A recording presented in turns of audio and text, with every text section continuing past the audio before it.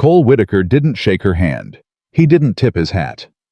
In front of half of Red Creek, Montana, he looked at the woman who'd traveled 1,100 miles to marry him and said 4 words that stopped her heart. "I can't do this." Abigail Turner stood alone on that platform, her trunk still loaded on the stage, while the whole town watched a rancher reject his own mail-order bride before she'd even said her name. But what Cole Whitaker didn't know, what none of them knew, was that the woman he'd just humiliated held a secret that would soon decide whether he kept his ranch at all. Before we go on, if stories like this one hit you right in the heart, hit that subscribe button and stay with me, clear to the end. Drop a comment and tell me what city you're watching from tonight. I love seeing how far these stories travel. The stage rolled into Red Creek at 2:30, throwing dust over the boots of every man who'd come to watch. Cole Whitaker stood at the edge of the platform, with his hat in his hands, turning the brim over and over between his fingers. And when the door of that stage swung open, he stopped breathing for a second. He didn't know what he'd expected. He'd told himself 100 times on the ride into town that it didn't matter what she looked like. He needed a wife who could cook, who could mend, who could sit with Emma in the evenings and coax words back out of a girl who hadn't spoken since her mother died. He'd told himself looks weren't the point. Then Abigail Turner stepped down from that stage, and every one of those promises he'd made himself curled up and died in his throat. She was a big woman, round through the shoulders and the hips, with a plain, wide face and eyes the color of creek water in winter. Her dress was faded blue, patched at the elbow, and her hair was pulled back so tight it looked like it hurt. She carried one suitcase cracked at the corner, and she held it in front of her like a shield. Somebody behind Cole laughed. He didn't turn to see who. That her. This from Walt Higgins, who ran the feed store and never had learned to keep his voice down. "Lord have mercy, Cole. You sure that's the right woman?" Cole didn't answer. He was still looking at her, and she was looking right back at him, steady as a fence post, waiting. He should have stepped forward. He should have said her name, offered his arm. Walked her to the wagon like a man who'd made a promise and meant to keep it. Instead, he stood there with his jaw working and nothing coming out. And the longer the silence stretched, the more he felt the whole town's eyes crawling over both of them. Abigail set her suitcase down. "Mr. Whitaker." "That's me." His voice came out rougher than he meant it. "I'm Abigail Turner." She didn't offer her hand. Maybe she already knew he wasn't going to take it. "I believe you were expecting me." "I was expecting somebody." The words left him before he could stop them, and he watched them land on her like a slap. He saw her flinch just the smallest movement at the corner of her mouth, and then he watched her put it away, fold it up somewhere inside herself where nobody could see it anymore. "Cole?" That was Eleanor Caldwell standing near the mercantile, with her gloved hands folded. Her voice pitched just loud enough to carry. "Surely you're not going to leave the poor woman standing in the road." He heard the poor woman and knew exactly what she meant by it. He heard the whole town start to murmur, and something in him, some old stubborn, frightened part of him, decided in that moment that he'd rather look like a coward than a fool who'd been tricked by an advertisement in a matrimonial paper. "Miss Turner." He made himself say it plain, made himself look at her instead of at his boots. "I don't think this is gonna work." The murmuring stopped. Dead stopped, like somebody'd thrown a wet blanket over the whole street. Abigail's chin came up 1/2 inch. "You haven't known me 5 minutes, Mr. Whitaker." "I know enough." "You know what I look like." Her voice didn't shake. He'd expected it to shake. "That's what you know." He didn't answer that because there wasn't a good answer, and they both knew it. "Cole Whitaker, you ungrateful pup." Walt Higgins again, delighted the way men get delighted when somebody else is squirming. "She come all this way." "This isn't your business, Walt." Cole's voice cracked like a whip, and Walt shut his mouth fast, but the damage was done. The whole street had heard it. The whole street would be talking about it by supper. Abigail bent down and picked her suitcase back up. Her hands were steady. Cole watched them because he couldn't make himself look at her face anymore. "I don't need someone to rescue me, Mr. Whitaker." She said it quiet, but it carried anyway, the way true things carry even when they're spoken soft. I came here because the agency told me a man needed a wife who could work hard and love a lonesome little girl. If you've changed your mind about what kind of woman you wanted, that's your right. But don't stand there and pretend this is about anything but my face." Nobody said a word. Cole felt his neck go hot. "Ma'am, I never said—" "You didn't have to say it." She hitched the suitcase higher. "I've heard it my whole life. I know what it sounds like even when a man's too polite to use the words." She turned then and started walking back toward the stage office, and Cole stood there like his boots had grown roots watching her go, feeling the whole town's eyes swing back around to land on him. It was Reverend Cassidy who stopped things from going further sideways. He'd been standing off to the side with the ledger from the marriage agency tucked under his arm, and now he stepped forward, clearing his throat loud enough to draw both their attention. "Mr. Whitaker?" He held the ledger up like it was evidence in a trial. "I don't believe you understand the terms you signed." "What terms?" "The agency requires a 30-day trial period before either party can void the arrangement. You signed this contract 2 months ago, sir, along with a deposit that isn't refundable if you back out before that period's up." The Reverend's eyes flicked toward Abigail, still standing stiff-backed by the stage office door. "Miss Turner has nowhere else to go tonight.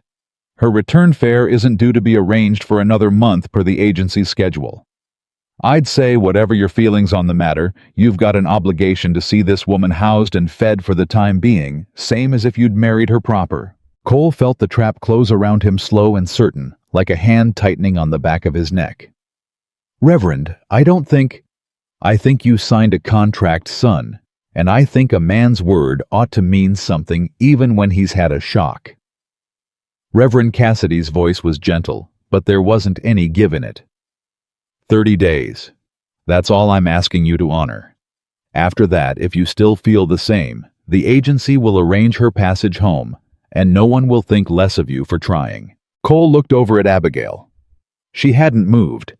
She was watching him with that same steady watercolored gaze, waiting to see what he'd do, and something about the way she stood there, not begging, not pleading, just waiting like she'd already decided she didn't need his pity, made something twist hard in his chest. "Fine." The word came out clipped. 30 days. Well, ain't this something? Walt Higgins wasn't bothering to hide his grin now. Cole Whitaker stuck with a bride he don't want. "That's enough, Walt."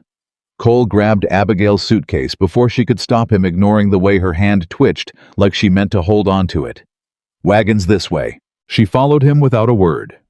He could feel her behind him. The whole walk to the wagon could feel the town's eyes on both their backs, and he hated himself a little for how relieved he felt when they finally rounded the corner and the crowd fell out of sight. He set her suitcase in the wagon bed and didn't offer his hand to help her up. She climbed in her self-skirts and all settling onto the bench with her spine straight as a fence rail, and they rode out of town in a silence so thick Cole could have cut it with his knife. It was near a mile before either of them spoke. "You didn't have to embarrass me in front of the whole town." Her voice was low-controlled, but he heard the edge under it. "I didn't embarrass you. I was honest. There's a difference between honest and cruel, Mr. Whitaker, and you crossed clean over that line the second you told me you didn't think this was going to work before I'd said 10 words to you." He kept his eyes on the road. "What did you want me to do?" "Lie. Pretend I wasn't surprised. I wanted you to treat me like a person instead of a delivery you were disappointed with." She turned to look at him, and even though he wasn't looking back, he could feel the weight of it. "I've spent my whole life being looked at the way you looked at me on that platform. I know that look. I've had it from my own kin, Mr. Whitaker, so don't think you're special for giving it to me." That landed somewhere Cole didn't expect it to land, and he didn't have a response ready, so he said nothing at all, and the wagon rattled on, and the silence came back down over both of them like a lid on a pot. By the time the ranch house came into view, the sun was dropping orange and low, and Cole's daughter was standing on the porch steps, waiting the way she always did when she heard the wagon coming. Emma was 7 years old, thin as a fence post, with her mother's dark hair and a face that hadn't smiled not once, not that Cole had seen in the 18 months since the fever took her mama. Abigail climbed down from the wagon before Cole could get around to help her, and she stood there a moment looking at the little girl on the porch, and Cole watched something soften in her face that hadn't been there in town. "You must be Emma." Abigail's voice had changed, gentler now. "My name's Abigail." Emma didn't answer. She never answered anybody. She just stared the way she stared at everyone, like she was watching the world from behind a pane of glass. "That's all right," Abigail said, like Emma had spoken, instead of stayed silent. "You don't have to say anything. I talk enough for two people most days, so we'll get along fine." Cole watched his daughter's eyes track Abigail as she climbed the porch steps, watched her flinch back half a step, and braced himself for the meltdown that usually came when strangers got too close. It didn't come. Emma just watched, wary and quiet, as Abigail set her suitcase down by the door and looked around at the porch, the yard, the barn beyond it, like she was taking stock of a job she meant to do well. "This is a fine house," Abigail said, mostly to herself. "It needs work," Cole said, coming up behind her with a tone that dared her to disagree. "Most things worth having do." He didn't have an answer for that either. Supper that first night was about as comfortable as a boot, 2 sizes too small.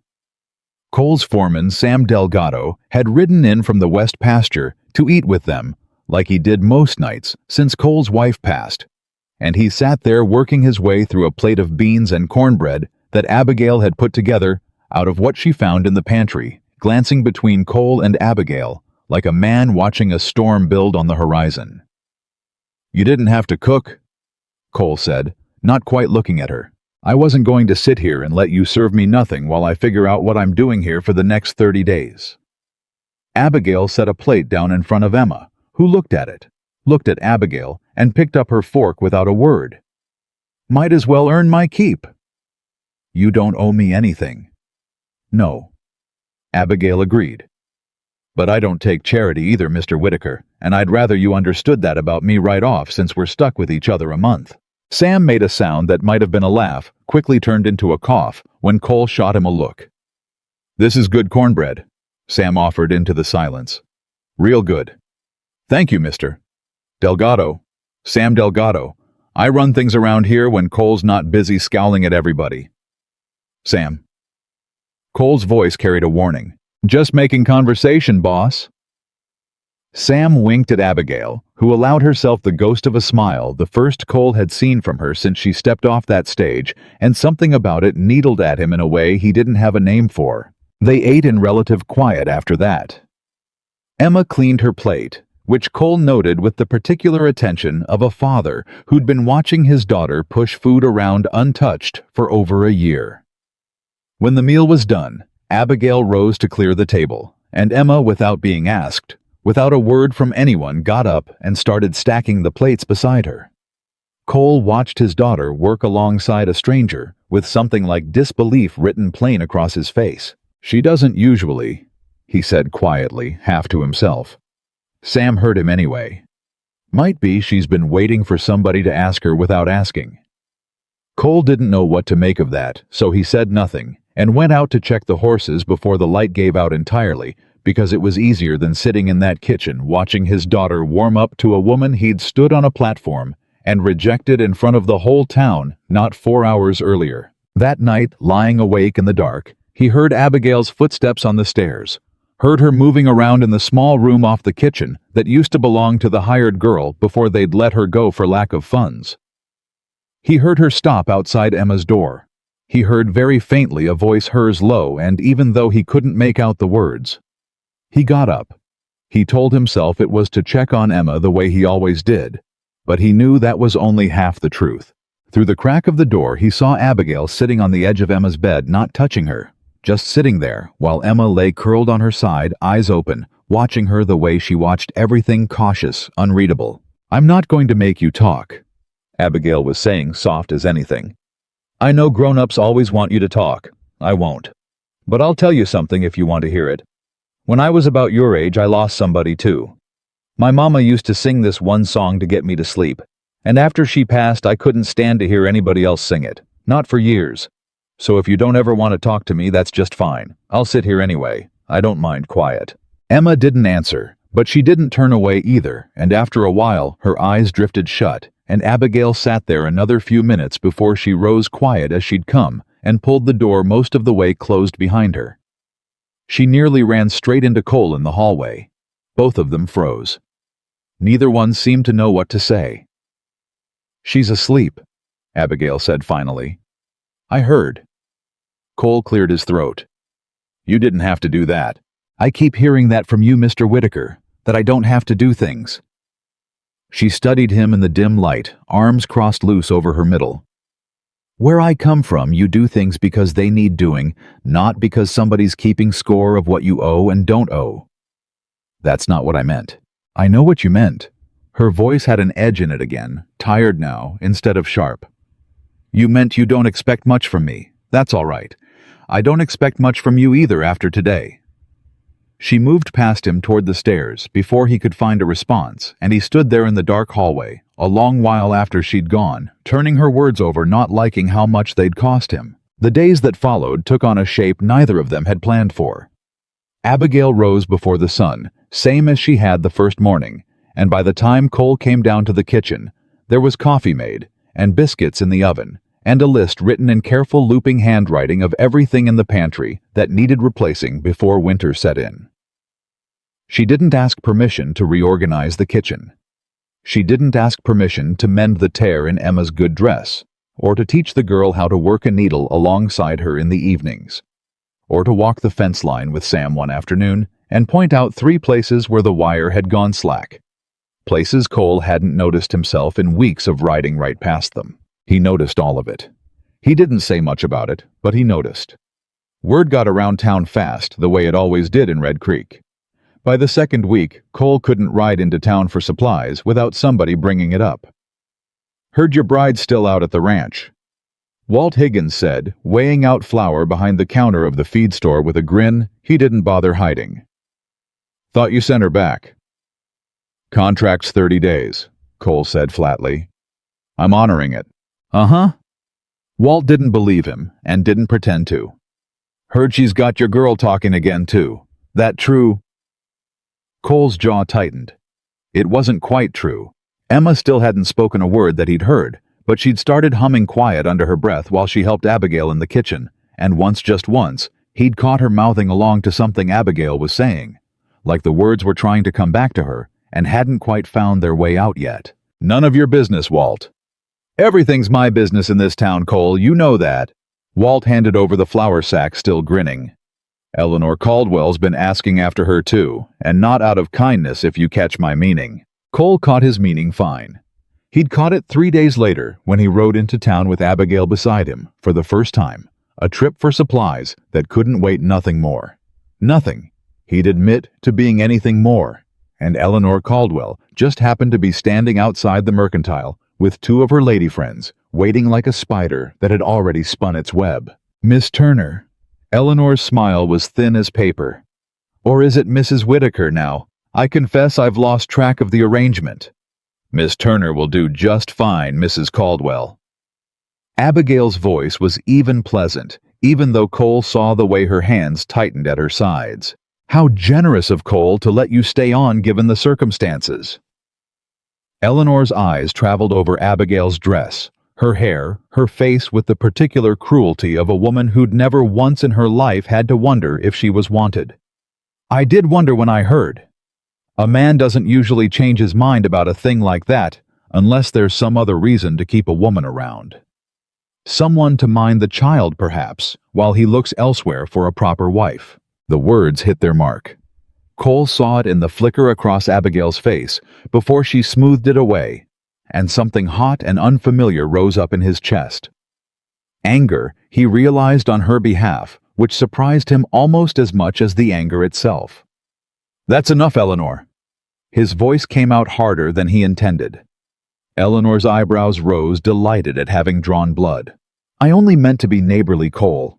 No need to bark. Miss Turner is a guest in my home, and she'll be treated with respect in this town same as anybody else." He heard himself say it, and felt a strange, unsteady surprise at his own conviction 3 weeks ago. He'd have agreed with every word Eleanor Caldwell said, if only in the privacy of his own head. Come on, Abigail. We've got what we need. He didn't wait to see Eleanor's reaction. He put a hand at Abigail's elbow the first time he'd touched her since the day she arrived and steered her toward the wagon, and she let him. Though her spine stayed rigid the whole way, humiliation still burning under her skin, even after Eleanor was out of earshot. "You didn't need to do that," she said once they were rolling out of town. "Seems to be a habit of yours telling me what I didn't need to do. I mean it. You don't need to defend me. I've handled worse than Eleanor Caldwell my whole life." "Maybe I wasn't defending you." Cole kept his eyes on the road, unwilling to look at her while he said it. "Maybe I just don't like watching a bully work a room." Abigail was quiet a moment. "That's the first kind thing you've said to me since I got off that stage, Mr. Whitaker." "Cole!" The word came out before he'd decided to say it. "You can call me Cole." She looked over at him, surprised, and for the first time since her arrival, something like real warmth passed between them, brief, uncertain, gone, almost as soon as it appeared, but there all the same. It didn't last. That evening, Cole went looking for a spare bit of harness leather in the small room off the kitchen, Abigail's room now, though she'd been careful to leave most of it untouched, like she didn't quite believe she'd be staying. And his eye caught on her suitcase tucked half under the bed, the latch not quite closed. He told himself he wasn't prying. He told himself he was only moving it to reach the shelf behind it. But the latch gave way when he shifted the case, and a stack of papers slid half out onto the floor, and before he could stop himself, he was crouched there in the lamplight looking at them. Letters, a dozen or more tied with string addressed to names he didn't know: Hobart Kruger Alvarez. Beneath them, folded documents with official-looking seals, county markings, dates going back 3-4 years. And beneath those, a leather-bound ledger, its pages dense with handwriting, columns of figures, names, dates, amounts. He didn't understand what he was looking at, but he understood enough to know it wasn't the belongings of a simple woman who'd answered a matrimonial advertisement out of loneliness or desperation. This was evidence of something. Records. A trail somebody had been keeping careful and deliberate over years. His mind went immediately and unfairly to the worst place it could go. He was still crouched there, the ledger open in his hands, when he heard her step in the doorway behind him. "What are you doing?" He turned. Abigail stood there, and for the first time since he'd met her, he saw something on her face that wasn't composure. It was fear. "I was looking for harness leather." His voice came out low, unsteady. "Found this instead." "That's mine. It's private." "Private." He held up the ledger. "This isn't a diary, Abigail. These are names, figures, legal documents." He felt something cold settle into his chest, the same fear Reverend Cassidy's contract had put there weeks ago, except sharper now, more personal. "Are you working for somebody? Is that what this is? Somebody sent you here to—" "Sent me here to what?" Her voice cracked sharp and wounded. "You think I'm a spy, Cole? You think I traveled 1,100 miles, got humiliated in front of your whole town, spent 3 weeks earning your daughter's trust, all as some kind of scheme? I don't know what to think. You've got a locked case full of legal papers under your bed, and you never said one word about it. Because it's mine." She crossed the room fast and took the ledger from his hands, clutching it to her chest like he'd tried to steal something precious. "Because it belongs to people who trusted me with it, and it is not yours to go digging through because you got curious rifling for a strap of leather." "Then tell me what it is." "I can't." Her eyes were wet now, but her jaw was set stubborn as stone. "Not yet. Maybe not ever if things go the way I'm afraid they might. That's not good enough." Cole stood, and the small room suddenly felt too small for both of them. "I've got a daughter in this house. I've got a ranch and name people in this town already looking for a reason to say I made a fool's bargain. If you're carrying trouble around in that suitcase, I've got a right to know. You've got a right to trust me or not trust me, same as I've got a right to keep something private until I'm ready to share it." Her voice shook now, though she held herself straighter than ever, chin up the same way she'd stood on that platform 3 weeks ago. "You looked at me on the day I arrived and decided in about 4 seconds that you knew everything worth knowing. You were wrong then. You're being just as wrong now, standing here accusing me of things you don't understand, based on papers you don't understand either. Then help me understand. I can't. She said it again, quieter this time, and something in the quiet was worse than if she'd shouted. Not without putting people at risk who trusted me to keep their names out of the wrong hands. People who've already lost enough. Cole stood there, torn between the anger still hot in his chest, and something else. Something that had been building in him for 3 weeks without his permission. A grudging, unwilling respect for a woman who wouldn't break under pressure. Who held her secrets the same way she'd held her dignity on that stage platform. Like nobody was going to pry either one loose from her by force. I want to trust you, he said, finally low. But I don't know how, when you won't give me a single reason to. Maybe trust isn't supposed to come with reasons handed to you on a plate, Cole. Maybe sometimes you've got to give it before you've got proof, or you never get proof at all, because nobody ever gets the chance to earn it. She wiped at her eyes, angry at herself for the tears, and turned away from him, setting the ledger back in the suitcase with hands that weren't quite steady. You've got 30 days. We're 2 weeks in. If you want to spend the rest of them treating me like a criminal, you caught red-handed, that's your choice.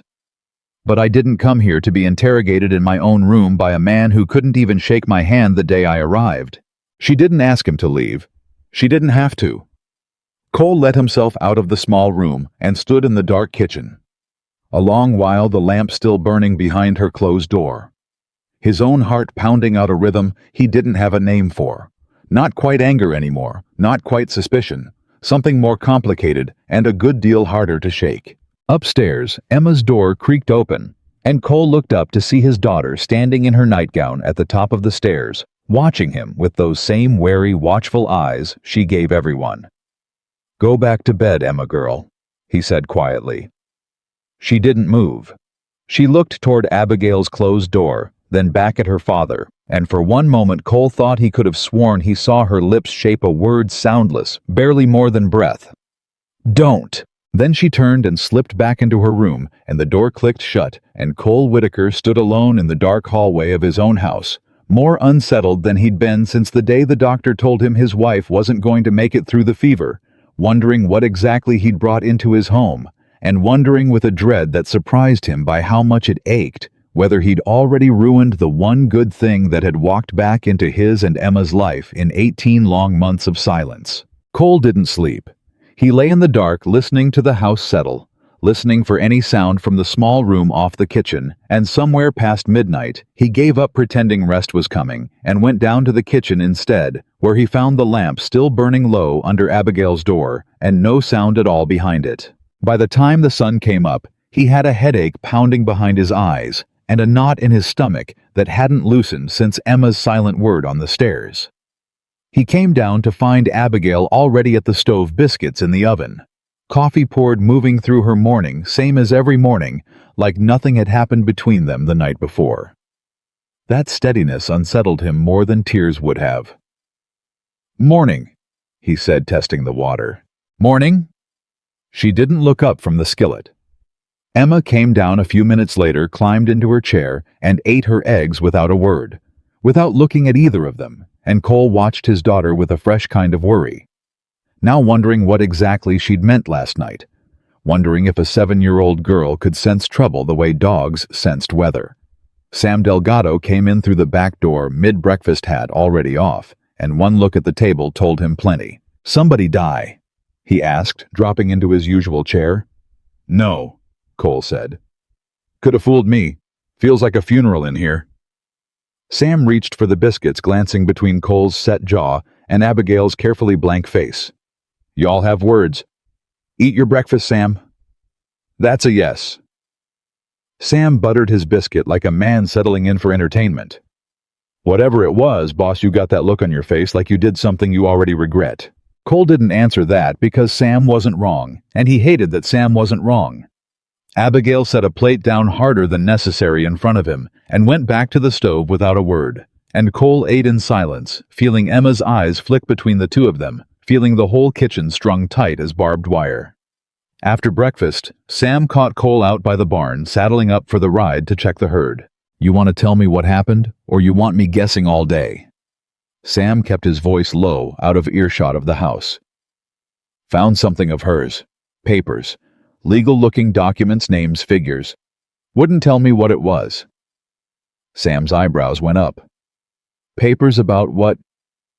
Don't know. That's the problem. Cole cinched the saddle harder than he needed to, and his horse sidestepped, irritated. She said people trusted her to keep it private. Said I'd get her friends hurt if I went digging. Sounds like maybe there's people she's protecting. Or maybe there's a story she's telling to keep me from asking questions. Sam studied him a long moment. You really believe that after 3 weeks watching her work herself half to death for a family that ain't even hers yet, after watching her sit with Emma every night till that girl finally started humming again? Cole didn't answer right away because the honest answer was no. He didn't believe it. Not really, but the fear was louder than the truth. Some mornings and fear didn't much care what a man believed. I don't know what I believe, he admitted finally. I know I've got a ranch and a daughter, and about 6 weeks of drought left before the herd starts dying in earnest, and I can't afford to be wrong about who I trust in my own house. Fair enough. Sam swung up onto his horse. But maybe ask yourself this, boss. In 3 weeks, has she given you one single reason to doubt her character? Or just one thing you don't understand yet? Cole didn't have an answer for that either, and Sam left him standing there with the question hanging in the dry morning air, unanswered and unwelcome. The drought had been building for a month, but that week it turned mean. The creek that ran along the eastern fence line had gone from a trickle to a memory, and by Wednesday, 3 of the young calves had come down sick, listless and hollow-eyed, refusing to nurse. Cole rode out at first light and came back grim-faced, and Sam wasn't much better, and the tension that had been sitting in the house between Cole and Abigail got shoved aside by a more immediate kind of trouble. How bad? Abigail asked, meeting him at the barn door before he'd even dismounted. Bad enough. Lost 1 calf overnight. 2 more look the same way. Cole swung down, exhaustion carved into every line of his face. Vet's 2 days out if I send for him, and by then it won't matter. Let me see them. You a veterinarian now too, on top of everything else. It came out sharper than he meant, 3 weeks of strain finding an edge. Abigail didn't flinch this time. No, but I spent 4 years living among families who couldn't afford a vet any more than you can right now. And I learned a few things keeping animals alive that the fancy doctors don't bother teaching in their schools. You want my help, or you want your pride? Mr. Whitaker, can't have both this morning. Cole stared at her a beat. Something in her tone, steady, unapologetic, done with tiptoeing around him, cutting through his exhaustion. Fine, he said. Show me. She followed him into the barn, knelt down beside the sickest calf without hesitation, ran her hands along its ribs. Its belly checked its eyes and gums with a confidence that surprised him. Scours, she said. Dehydration on top of it. You got any salt, sugar, and clean water? In the house. Get them. And ginger root, if you've got it, or peppermint, anything for the stomach. Cole didn't argue. He went and came back with what she'd asked, and watched her mix a thin, precise solution and work it slowly into the calf's mouth with a rag soaked through, patient as prayer, murmuring low words to the animal, the same way she murmured to Emma at night. Learned this from a woman named Constance Abernathy, Abigail said, not looking up from her work. Lost 3 children to a fever epidemic, and swore she'd never watch another creature die of something she could have fixed with what was already in her kitchen. Taught half the county what she knew before she passed. She one of the people in your ledger? Abigail's hands stilled for half a second before she went back to work. Might be. Cole crouched down across from her, watching the calf's breathing even out slow under her steady care. You said you helped families. What kind of families? Poor ones, ones who got taken advantage of. She kept her eyes on the calf. I'm not going to say more than that, Cole. Not yet. You keep saying not yet, because it's true. Not yet doesn't mean never. She finally looked up at him, and there was something raw and tired in her face that he hadn't seen before. something that made him want to keep asking and stop asking all at once. I need you to trust that I'll tell you when it's safe to. For me, and for the people whose names are in that ledger. Cole held her gaze a long moment.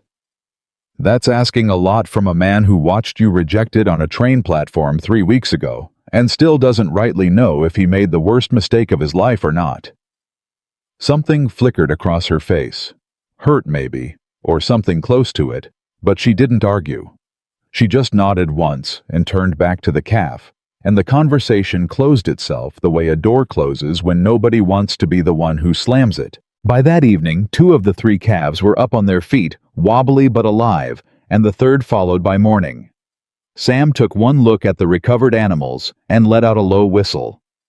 Whatever she did, boss, it worked better than anything I've seen the vet manage in 5 years.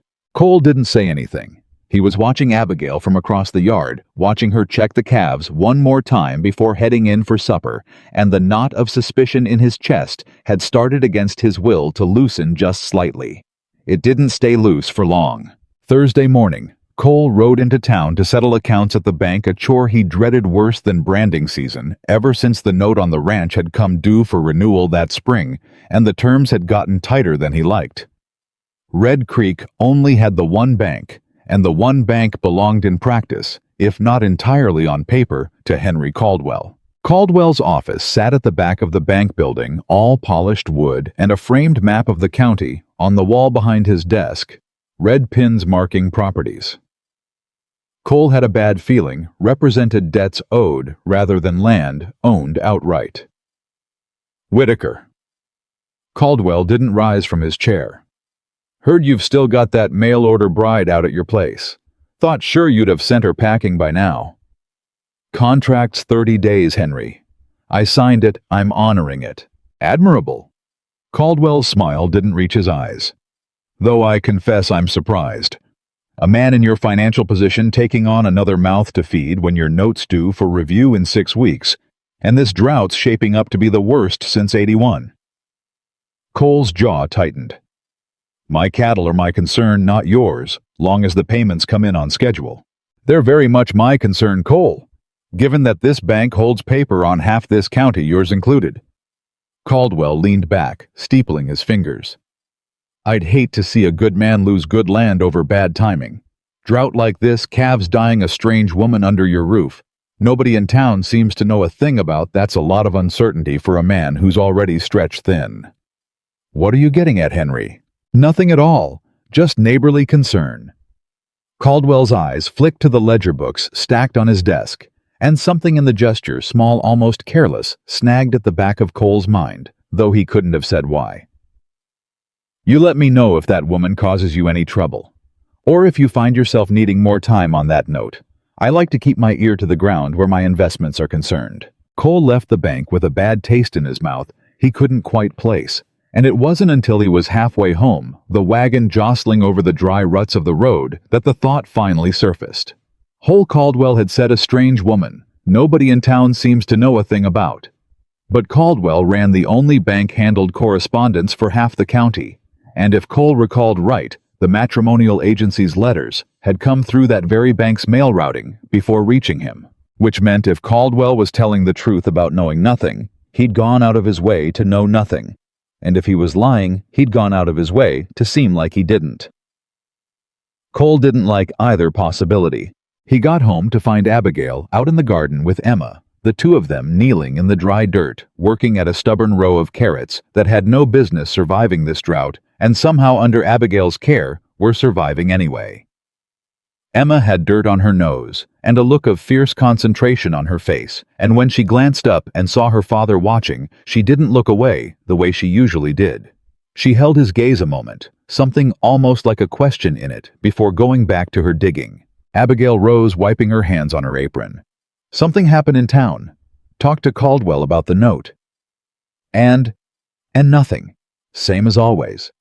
Man likes to remind me he's got my land in his pocket if I so much as sneeze wrong.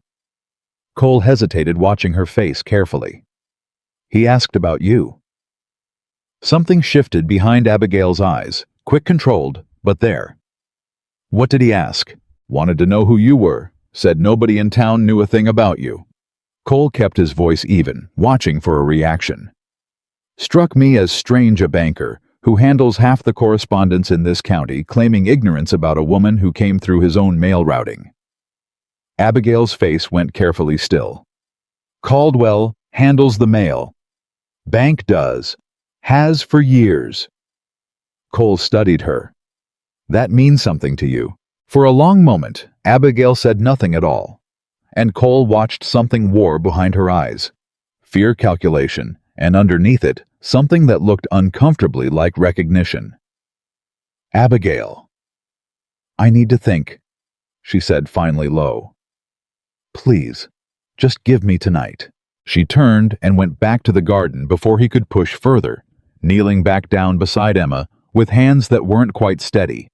And Cole stood there in the yard with the sun beating down on his neck, feeling the ground under his understanding of things shift a little further out of reach. That night, after Emma was asleep and the house had gone quiet, Cole found Abigail sitting alone on the back porch steps, staring out at the dark shape of the barn, her shawl pulled tight around her shoulders despite the lingering heat. He sat down beside her without asking close enough to talk quiet, far enough to give her room. You don't have to tell me tonight, he said, but I need to know if my daughter's in danger. That's the only thing I'm asking right now. Abigail was quiet a long moment. She's not in danger from me. I'd cut off my own hand before I let harm come to that girl. You have to believe that much at least. I want to. Then believe it. She turned to look at him, and in the low light, he could see the exhaustion carved into her face, the same exhaustion he'd been carrying himself for weeks now, drought and debt and grief all tangled together. The people whose names are in that ledger, I helped them fight against men who cheated them out of their land. Forged deeds. Falsified debts. Men who used the courts and the banks like weapons against folks too poor or too scared to fight back. Cole felt something cold settle low in his stomach. And you think Henry Caldwell's one of those men? I think, Abigail said carefully, that a banker who's surprised by nothing, who knows everyone's business in a county this size, claiming he's never heard a word about the woman who came through his own mail that doesn't sit right with a woman who's learned to notice when men are being careful about what they don't say. You think he recognizes your name? I think it's possible. I used a different name some places I worked. Not to hide exactly. Just to keep the families I helped from being connected to me if things went bad. But if Caldwell's dealt with men like the ones I've fought before, if he's part of that same kind of network. She stopped herself, pressing her fingers to her temple, like the thought physically pained her. I don't know, Cole. I don't have proof of anything yet. Just a bad feeling, and I've learned to trust bad feelings. Cole sat with that a long moment, the crickets loud in the dry grass, his mind turning over everything, the note coming due in 6 weeks, Caldwell's careful needling questions, the way the man's eyes had flicked to his ledger books like a nervous tell he hadn't quite managed to hide. If he's cheated people before, Cole said slowly, and you've got proof of it sitting in a suitcase under my bed, under my roof. Abigail, that's not a small thing to be carrying around quiet.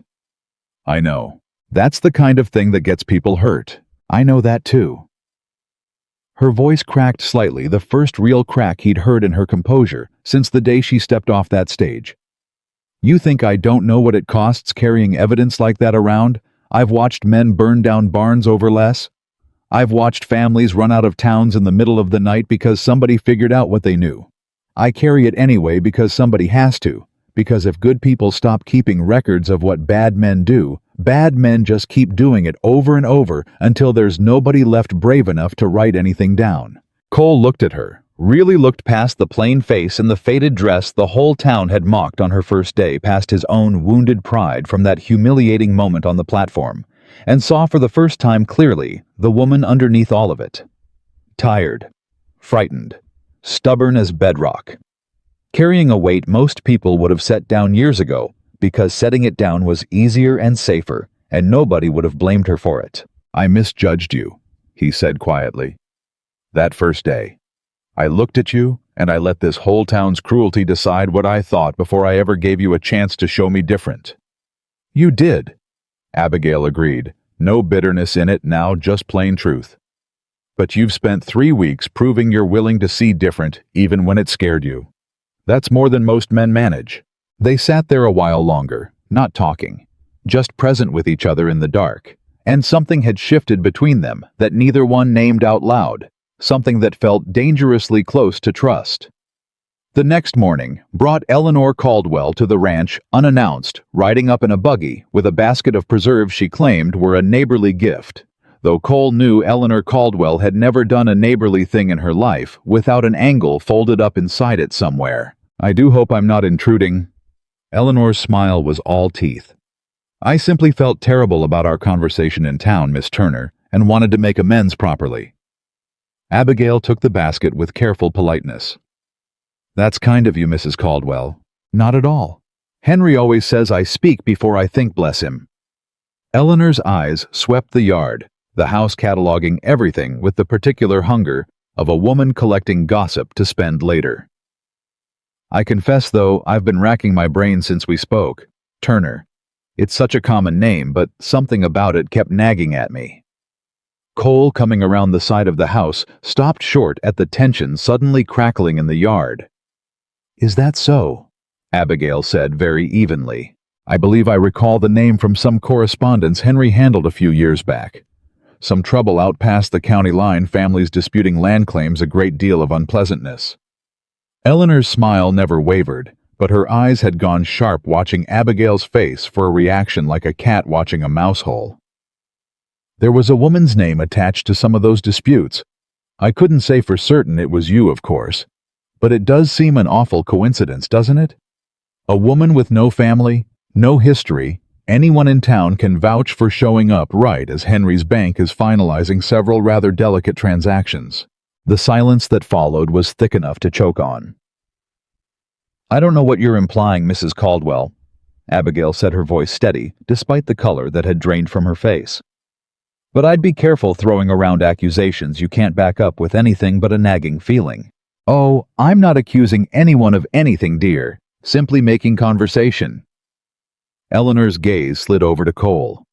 Though I would think a man in your position, Cole with the note coming due and all, would want to know exactly who's sleeping under his roof before things get any further along.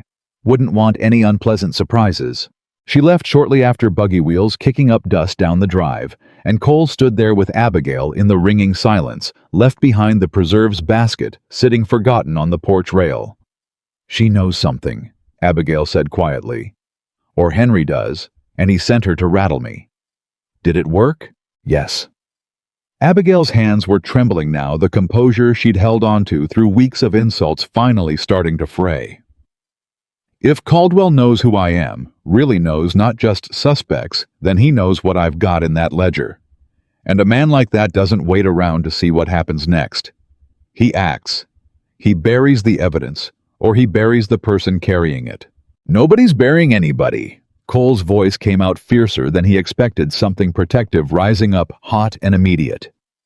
Not while you're under my roof. Abigail looked at him, startled by the conviction in it. 3 weeks ago, you couldn't wait to send me back on the next stage. 3 weeks ago, I didn't know you. He held her gaze steady now, no hesitation in it. I know you now. Enough to know you're not lying to me, and enough to know Henry Caldwell's exactly the kind of man who'd do whatever he had to protect whatever he's hiding. Something passed between them, then gratitude maybe, or the first fragile threads of something neither of them was ready to name, before the moment was broken by the sound of hoofbeats coming up the drive, fast, urgent. Sam Delgado riding hard, face grim. Boss. He pulled up hard enough that his horse threw its head. You need to come see this. North pasture. Somebody cut the fence line last night, let near 40 head wander off toward the ravine. Found 3 of them dead at the bottom this morning. Cole's blood went cold. Cut the fence. You sure it wasn't just old wire giving out? Wires cut clean, boss, with shears. Somebody wanted those cattle loose.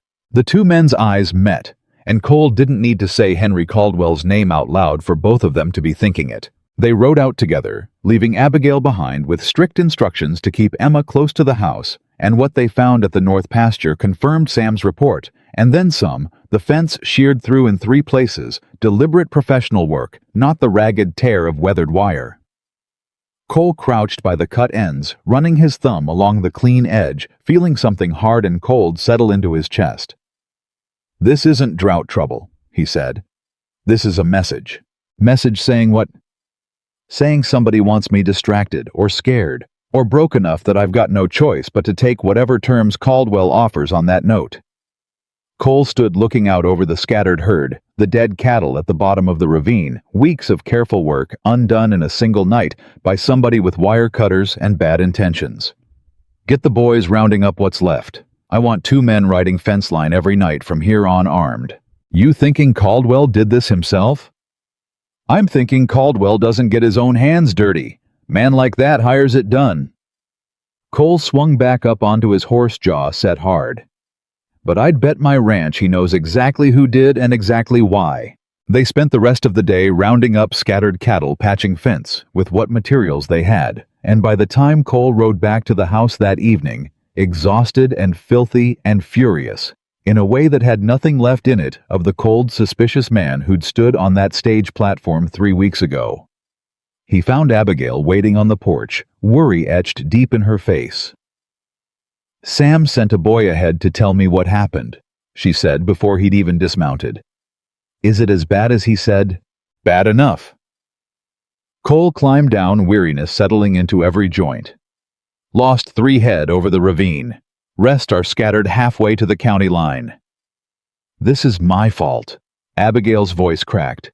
"If Caldwell knows who I am, this is exactly the kind of thing he'd do to scare me into leaving or scare you into throwing me out.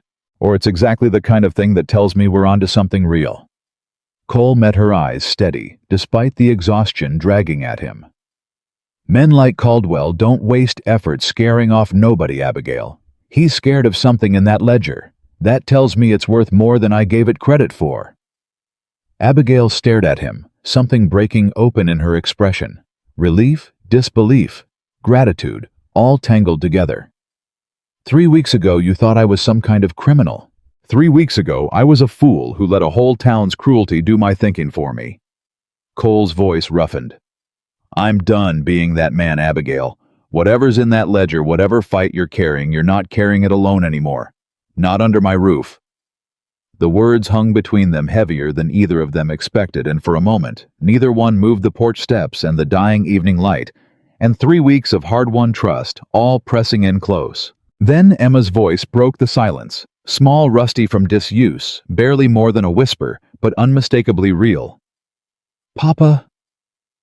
Both adults froze. Cole turned slow, afraid if he moved too fast, the moment would shatter like glass. Emma stood in the doorway, still in her nightgown, hair mussed from bed, eyes wide and uncertain, but fixed steady on her father. "Papa, is Miss Abigail gonna be okay?" Cole's throat closed up entirely. 18 months of silence, 18 months of watching his daughter retreat further and further behind that pane of glass. And here she was, standing in a doorway, asking after another person's safety, in a voice that cracked from disuse, but worked plain as day. "Emma."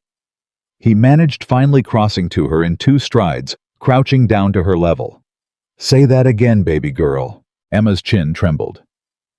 "Is she going to be okay? I heard Sam say somebody cut the fence. I don't want anybody to send her away." Cole pulled his daughter into his arms, and over her shoulder he saw Abigail standing frozen on the porch, tears streaming freely down her face, now one hand pressed hard against her mouth like she was trying to hold in a sound too big for the moment. "Nobody's sending her anywhere," Cole said, his own voice thick. "I promise you that, Emma. Nobody's sending her anywhere." It was near midnight before the house settled again. Emma finally asleep, after an hour of quiet, halting words tumbling out of her like water through a broken dam, about missing her mama, about being scared to talk, because talking made it too real, that mama was really gone, about how Abigail's quiet patience had finally made silence feel like a choice instead of a wound she couldn't close. Cole sat with his daughter until her breathing evened out, then made his way back downstairs, heart still hammering with the shock and joy of hearing his daughter's voice again, only to find Abigail sitting at the kitchen table, the ledger open in front of her, poring over its pages by lamplight. "Couldn't sleep," she said without looking up. "Figured if Caldwell's already moving against us, I ought to know exactly what I'm holding before things get worse." Cole sat down across from her. "Emma talked tonight. Really talked." "I know. I heard." Abigail's smile was watery, exhausted, and radiant all at once. "That's the finest thing that's happened to me in longer than I care to admit. You did that. Not me. Not anybody else who's tried these 18 months. Cole reached across the table hesitant and covered her hand with his, the first deliberate touch between them since she'd arrived. "Whatever's in that book, whatever fight's coming, you've already given this family more than I know how to repay." Abigail turned her hand over beneath his fingers, curling loose around his, and for a long moment, neither of them spoke, the lamp flickering low. The ledger's pages full of names and figures and years of quiet, careful courage spread open between them. Then her finger still tracing down the columns with her free hand stopped dead on a page near the back. "Cole." Something in her voice made his blood run cold. "What? This name?" She turned the ledger toward him, with hands that had started to shake again. "Look at this name." Cole leaned in, and his stomach dropped clean through the floor. Written there in careful damning ink, dated 4 years back, was a record of a falsified land transfer. A family's homestead seized on a forged debt. The deed rerouted through a shell transaction, the whole scheme documented in cold, meticulous detail. And at the bottom of the page, listed as the banker who'd processed every fraudulent piece of paperwork, was a name Cole knew better than almost any other in the county. Henry Caldwell. Not a suspicion anymore. Not a bad feeling or a coincidence too convenient to ignore. Proof.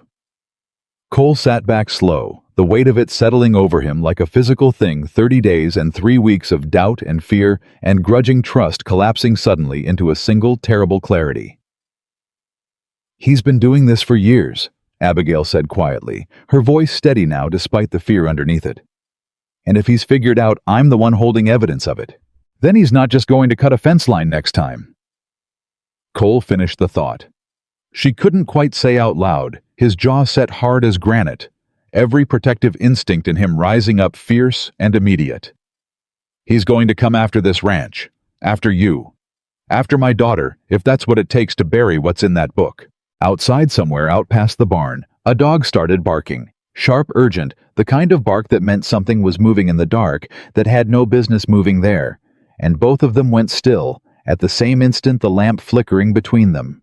The ledger's damning pages spread open on the table, and neither one of them dared to breathe until the barking finally slowly stopped. The barking stopped and then it started again, worse, and Cole was on his feet with his rifle down from over the door before Abigail had even closed the ledger.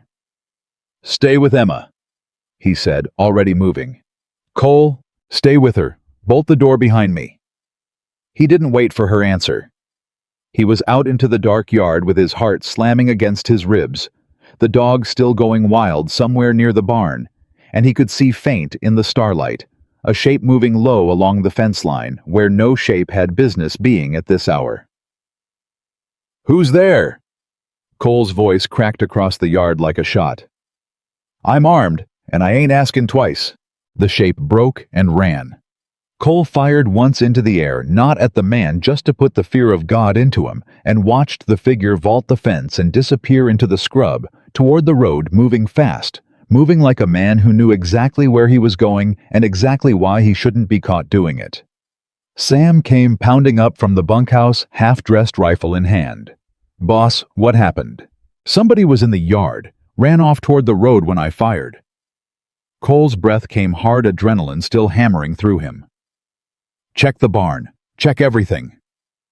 They found it 10 minutes later, the latch on the tack room busted clean off, tools scattered, and worse, a fresh scorch mark along the base of the wall where a match had caught, and someone had stamped it out too quick, too nervous to finish the job. "He was fixing to burn it," Sam said, voice tight with fury. "Boss, somebody was fixing to burn your barn down with the herd's winter feed still stacked inside." Cole stood there staring at that scorch mark, feeling something in him go cold and hard and absolutely certain. This wasn't a warning anymore. This was an attack. He went back to the house to find Abigail standing just inside the bolted door rifle from the hall rack, gripped in both hands, Emma pressed close against her side, both of them white-faced and trembling. "It's over," Cole said quickly, setting his own rifle aside, crossing to them both. "Whoever it was, he's gone, ran off toward town." "Toward town," Abigail repeated, and Cole watched the same cold certainty settle over her face that had settled over his in the barn. "Cole, that's not some drifter looking to steal tack. That's somebody who knew exactly what he was after. He was trying to burn the barn." Abigail's hand went to her throat. "If that ledger had been in there—" "It wasn't. It's still on the table where you left it." Cole gripped her shoulders, steadying himself in the same motion. "But you're right. This isn't random. Somebody knows what you're carrying, and they're done being subtle about wanting it gone." Emma, still pressed against Abigail's side, looked up with wide, frightened eyes. "Papa, is somebody trying to hurt us?" Cole crouched down to his daughter's level, cupping her small face in his rough hands, forcing his voice steady, even though his heart was still hammering fit to break through his chest. "Nobody's going to hurt you, Emma girl. Not while I'm breathing. You hear me?" Emma nodded, though the fear didn't leave her eyes, and Cole felt something in him harden into resolve. This had stopped being about a 30-day contract or a ledger full of old grievances. This was about his daughter's safety, and there wasn't a man in Montana Territory, banker or otherwise, who was going to threaten that and walk away clean. They didn't sleep the rest of that night. Sam took the first watch on the porch with his rifle across his knees, and Cole sat at the kitchen table with Abigail, the lamp burning low, both of them going through the ledger page by page. Now no more secrets, no more. "Not yet." "Tell me everything," Cole said. "All of it, start to finish." Abigail took a breath, steadying herself, and began. 4 years ago, I was working as a schoolteacher outside Bozeman. A family in my congregation, the Hobarts, lost their homestead to a debt they swore they'd never taken out. The bank had papers, signatures, everything looking legal on its face. But Ruth Hobart showed me the signature on that note, and it wasn't her husband's hand. She'd been married to that man 22 years. She knew his writing better than her own.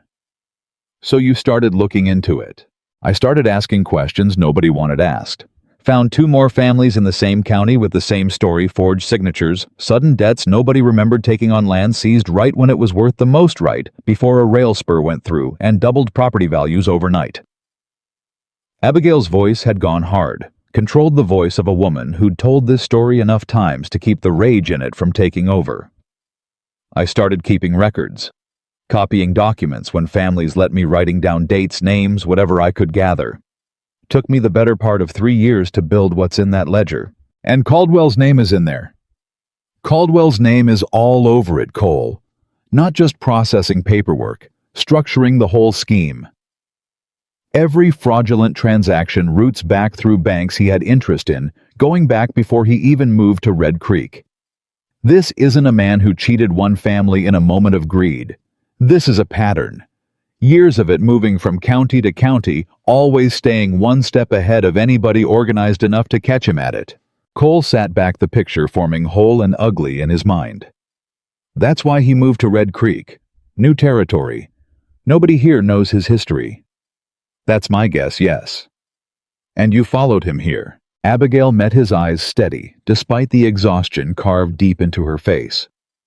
I followed the pattern. I didn't know for certain it was him until I saw his name on that mortgage renewal you mentioned, and even then I wasn't sure enough to say anything without proof stronger than a bad feeling. But the mail order agency posting came through the same week I confirmed a man matching his description had settled in Red Creek territory. I won't pretend that was coincidence, Cole.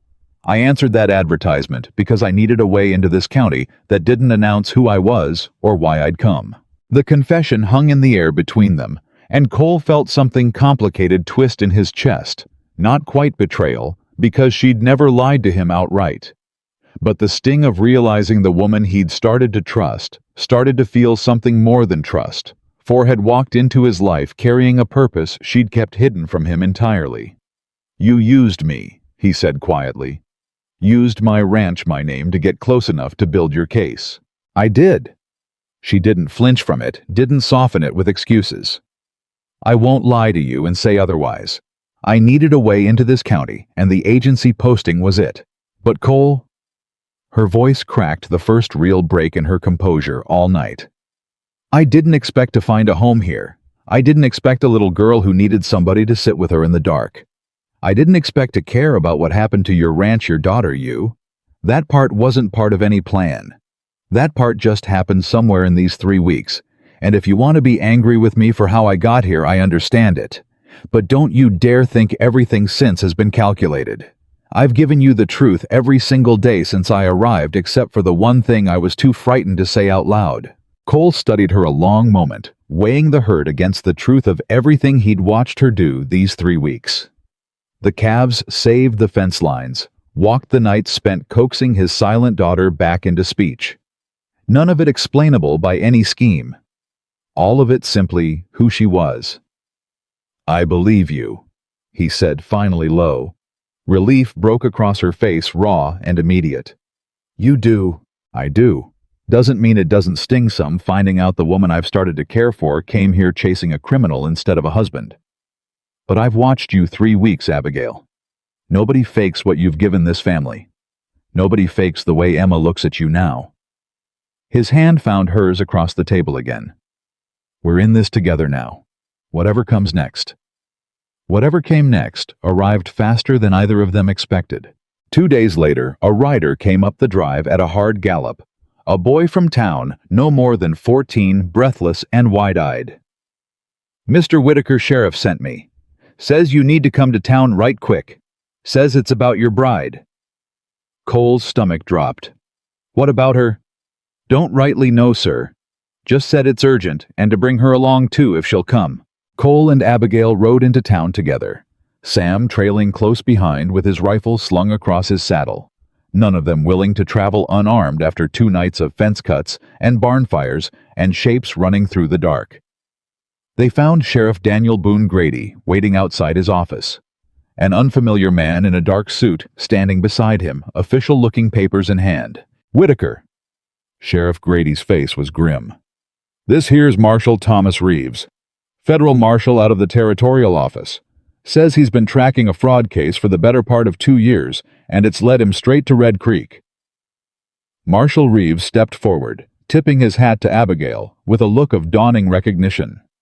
"Miss Abigail Turner, I presume. I believe we've corresponded, though never met face to face. Ruth Hobart spoke of you often before she passed last winter." Abigail's breath caught. "Ruth passed this spring. Pneumonia. Asked after you at the end, from what her daughter tells me." Reeves' expression softened briefly before hardening back into business. "She left behind a sworn statement about her land, ma'am, along with everything else you'd been sending my office these past 2 years. I've been building a federal case against a network of banking fraud stretching across 4 counties. Your documentation, Miss Turner, has been the backbone of that case since it started." Cole stared between the marshal and Abigail, pieces sliding into place. "You've been in contact with federal marshals this whole time." "Since before I ever answered that agency posting," Abigail admitted quietly. "I told you I gathered evidence. I didn't tell you I'd already been sending copies to the territorial marshal's office for 2 years, building toward exactly this moment. And that moment is now, ma'am," Marshal Reeves said. "I've got enough corroborating evidence from 3 other counties to bring charges. What I've lacked is a clean connection tying Henry Caldwell directly to the Red Creek transactions, with documentation solid enough to withstand a courtroom. If what you're carrying matches what you described in your last letter, it does." Abigail's voice had gone steady, now sharp with purpose. "I have his signature on 4 falsified transfers dated and witnessed, along with correspondence proving he knew the debts were fabricated before he processed the seizures." Marshal Reeves let out a breath like a man who'd been holding it a long while. "Then we've got him, Miss Turner. We've finally got him." The relief on Abigail's face was short-lived. Sheriff Grady cleared his throat, uncomfortable. "There's more you need to hear, both of you." He glanced toward the bank building down the street, its windows catching the afternoon light. "Caldwell's been busy this week. Filed papers yesterday claiming Cole's note is in default on account of some clause about property damage and, quote, unreliable circumstances at the ranch. He's calling the loan due in full end of the month." Cole felt the floor drop out from under him. "That's impossible. My payments are current. There's no clause." "He's saying there is. Says it's in the fine print, the renewal terms you signed back in spring." Sheriff Grady's jaw tightened. "Man's trying to seize your ranch before this federal case can touch him, Cole. If he can force you out, take the land through foreclosure, he figures he can bury whatever evidence might still be sitting on your property and make himself look like a respectable businessman, collecting on a bad debt instead of a criminal covering his tracks. He's not touching my land." Cole's voice came out hard as iron.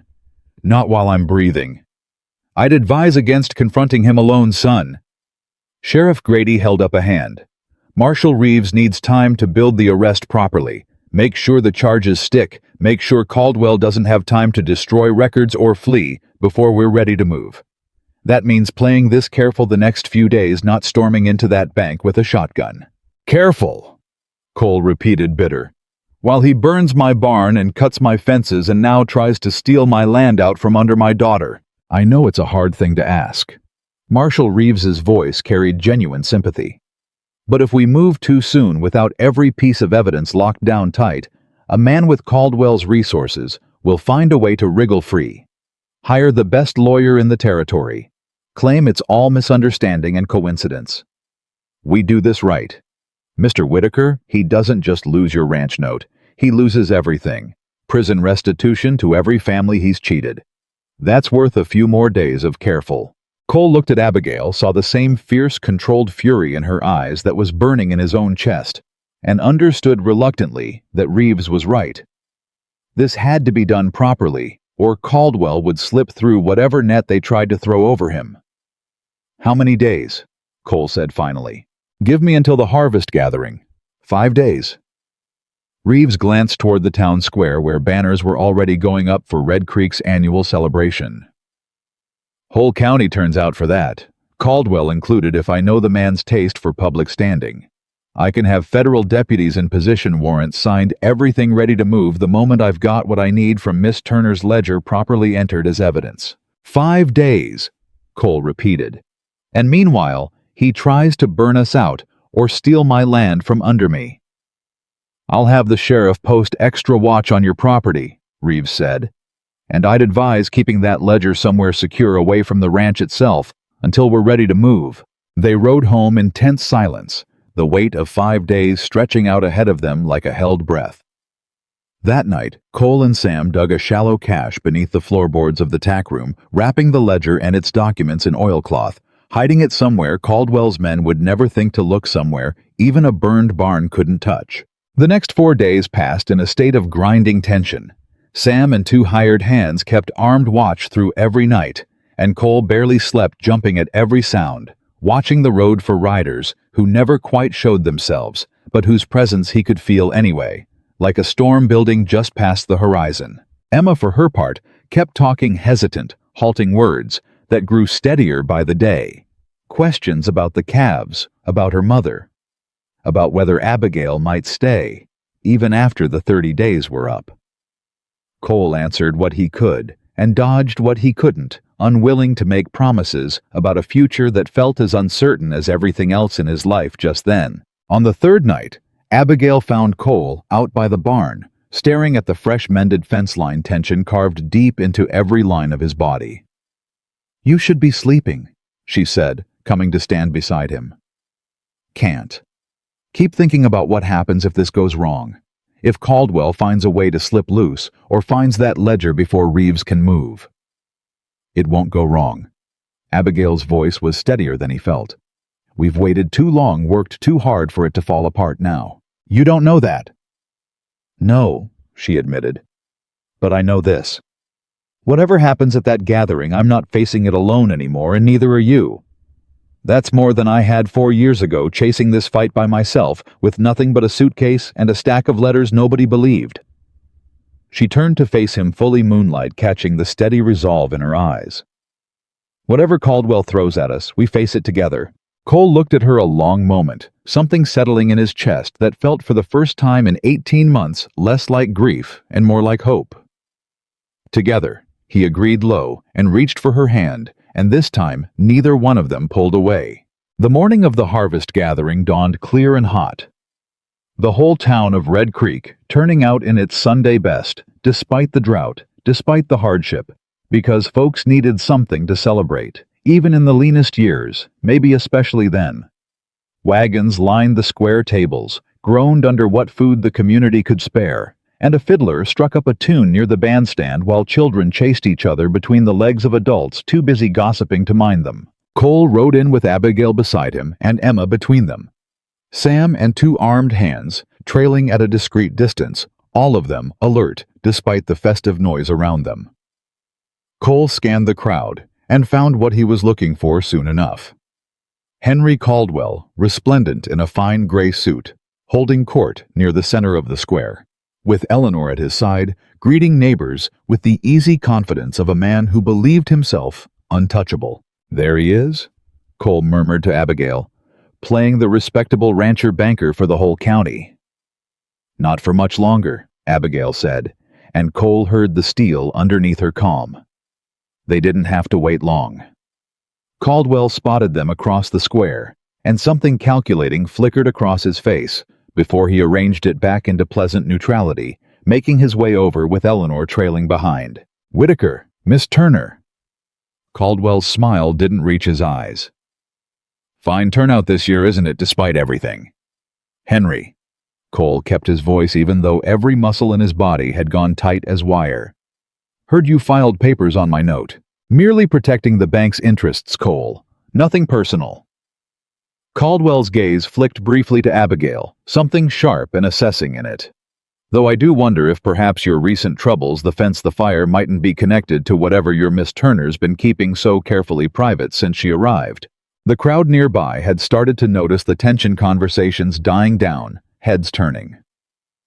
Eleanor Caldwell smiled, thin and satisfied, clearly having primed half the town already for whatever performance her husband intended to give. "I don't know what you're implying, Henry," Cole said, low and dangerous.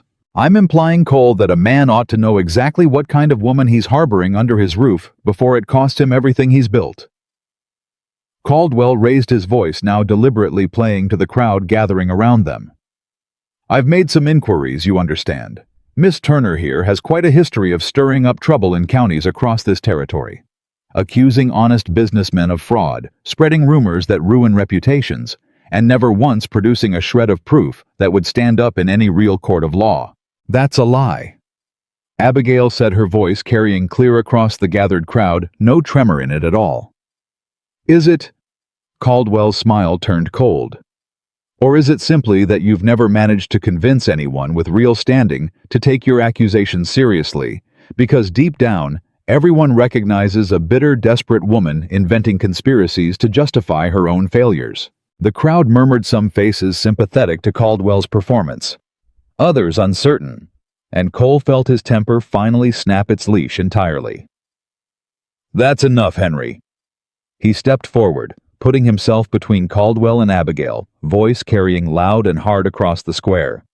"You want to stand here and call her a liar in front of the whole county? Fine. Let's talk about what she's actually got proof of." "Cole." Abigail's hand caught his arm, warning, but Cole was done being careful. "You've spent 4 days trying to steal my ranch out from under my daughter Henry. You've had men cutting my fences and setting fire to my barn, trying to scare a good woman into running before the truth catches up with you." Cole's voice rang out across the stunned silence of the square. "So let's just go ahead and let this whole town hear it. Miss Turner's got 4 years of evidence proving you forged land transfers, cheated honest families out of their homesteads, and covered your tracks moving county to county, so nobody could catch you before now." Caldwell's face had gone the color of old ash. "That's slanderous nonsense, and you'll answer for it, Whitaker." "Will I?" Cole didn't back down an inch. "Because there's a federal marshal standing about 30 feet behind you right now. Henry and I'd wager he's got a very particular interest in this conversation." Every head in the crowd turned as Marshal Reeves stepped forward from where he'd been positioned near the bandstand, two deputies flanking him, expressions grim and purposeful. "Henry Caldwell." Reeves's voice cut through the stunned silence of the square official and absolute. "I have here a federal warrant for your arrest on charges of fraud, forgery, and racketeering across 4 territorial counties, supported by documented evidence spanning the better part of 4 years. The crowd erupted into shocked murmuring. Eleanor Caldwell's face had drained white, her hand flying to her throat, and Henry himself stood frozen mouth working without sound, all his practiced composure evaporating in an instant. "This is preposterous," Caldwell finally managed. "I'm a respected member of this community. You're a man who forged Ruth Hobart's husband's signature on a debt that never existed," Abigail said, stepping forward. Now her voice steady and clear, and carrying across every stunned face in that square. "You're a man who did the same to the Krugers, the Alvarez family, and no less than 6 other families across 3 counties, before you settled here and started building the same scheme all over again. I have proof, Henry." Cole watched Abigail hold that ledger up now, no longer hidden, no longer secret evidence enough for the whole world to see. Every signature, every falsified date, every fraudulent transaction with your name attached to it, kept safe for exactly this moment. Caldwell's eyes darted around the crowd, calculating, desperate, looking for some way out that didn't exist anymore. "You have no idea what you're dealing with. I have friends in this territory, connections that go higher than some federal marshal." "Save it for the judge, Mr. Caldwell." Marshal Reeves nodded to his deputies, who stepped forward with irons in hand. "You're under arrest. Anything you say from here on will be recorded as testimony against you." The square had gone utterly silent, the fiddler's tune dying mid-note, every eye fixed on the scene unfolding at its center. Eleanor Caldwell made a small strangled sound and turned away, unable to watch as deputies clasped irons around her husband's wrists. "This isn't over, Whitaker," Caldwell hissed as the deputies began leading him away. "You'll regret standing against me." "No," Cole said, quiet, but absolutely certain, loud enough that the whole crowd heard it anyway. "What I regret, Henry, is not seeing you clear enough 4 years before this woman had to fight you alone." The crowd parted as the deputies marched Caldwell toward the waiting wagon, murmurs rising into a low roar of shock and disbelief. And from more than a few corners, grim satisfaction from families who'd quietly suspected something wrong about the man for longer than they'd dared say aloud. Walt Higgins, of all people, was the first to break the stunned silence, stepping forward to clasp Abigail's hand, with something like awe on his weathered face. "Miss Turner, I owe you an apology. I don't rightly know how to give proper. Called you desperate that first day you stepped off the stage. Truth is, you're about the bravest soul this town's seen in years." Abigail, overwhelmed, could only manage a small, exhausted nod, tears finally breaking free after weeks of holding them back. Others followed Walt's lead townsfolk, who'd whispered cruel things 3 weeks ago, now crowding close with apologies, with gratitude, with the particular shame of people realizing how badly they'd misjudged a woman, based on nothing but a plain face and a worn dress. Eleanor Caldwell had vanished entirely into the crowd, unwilling to face the same reckoning her husband now faced in irons. Cole watched it all with something fierce and proud swelling in his chest, and when the crowd's attention finally shifted enough to give them room to breathe, he pulled Abigail aside, away from the well-wishers, needing one private moment amid the chaos. "You did it," he said, voice thick. 4 years, and you finally did it. We did it." Abigail corrected her hand, finding his. "I couldn't have stood here today without you standing beside me, Cole. Without you believing me when it would have been easier not to."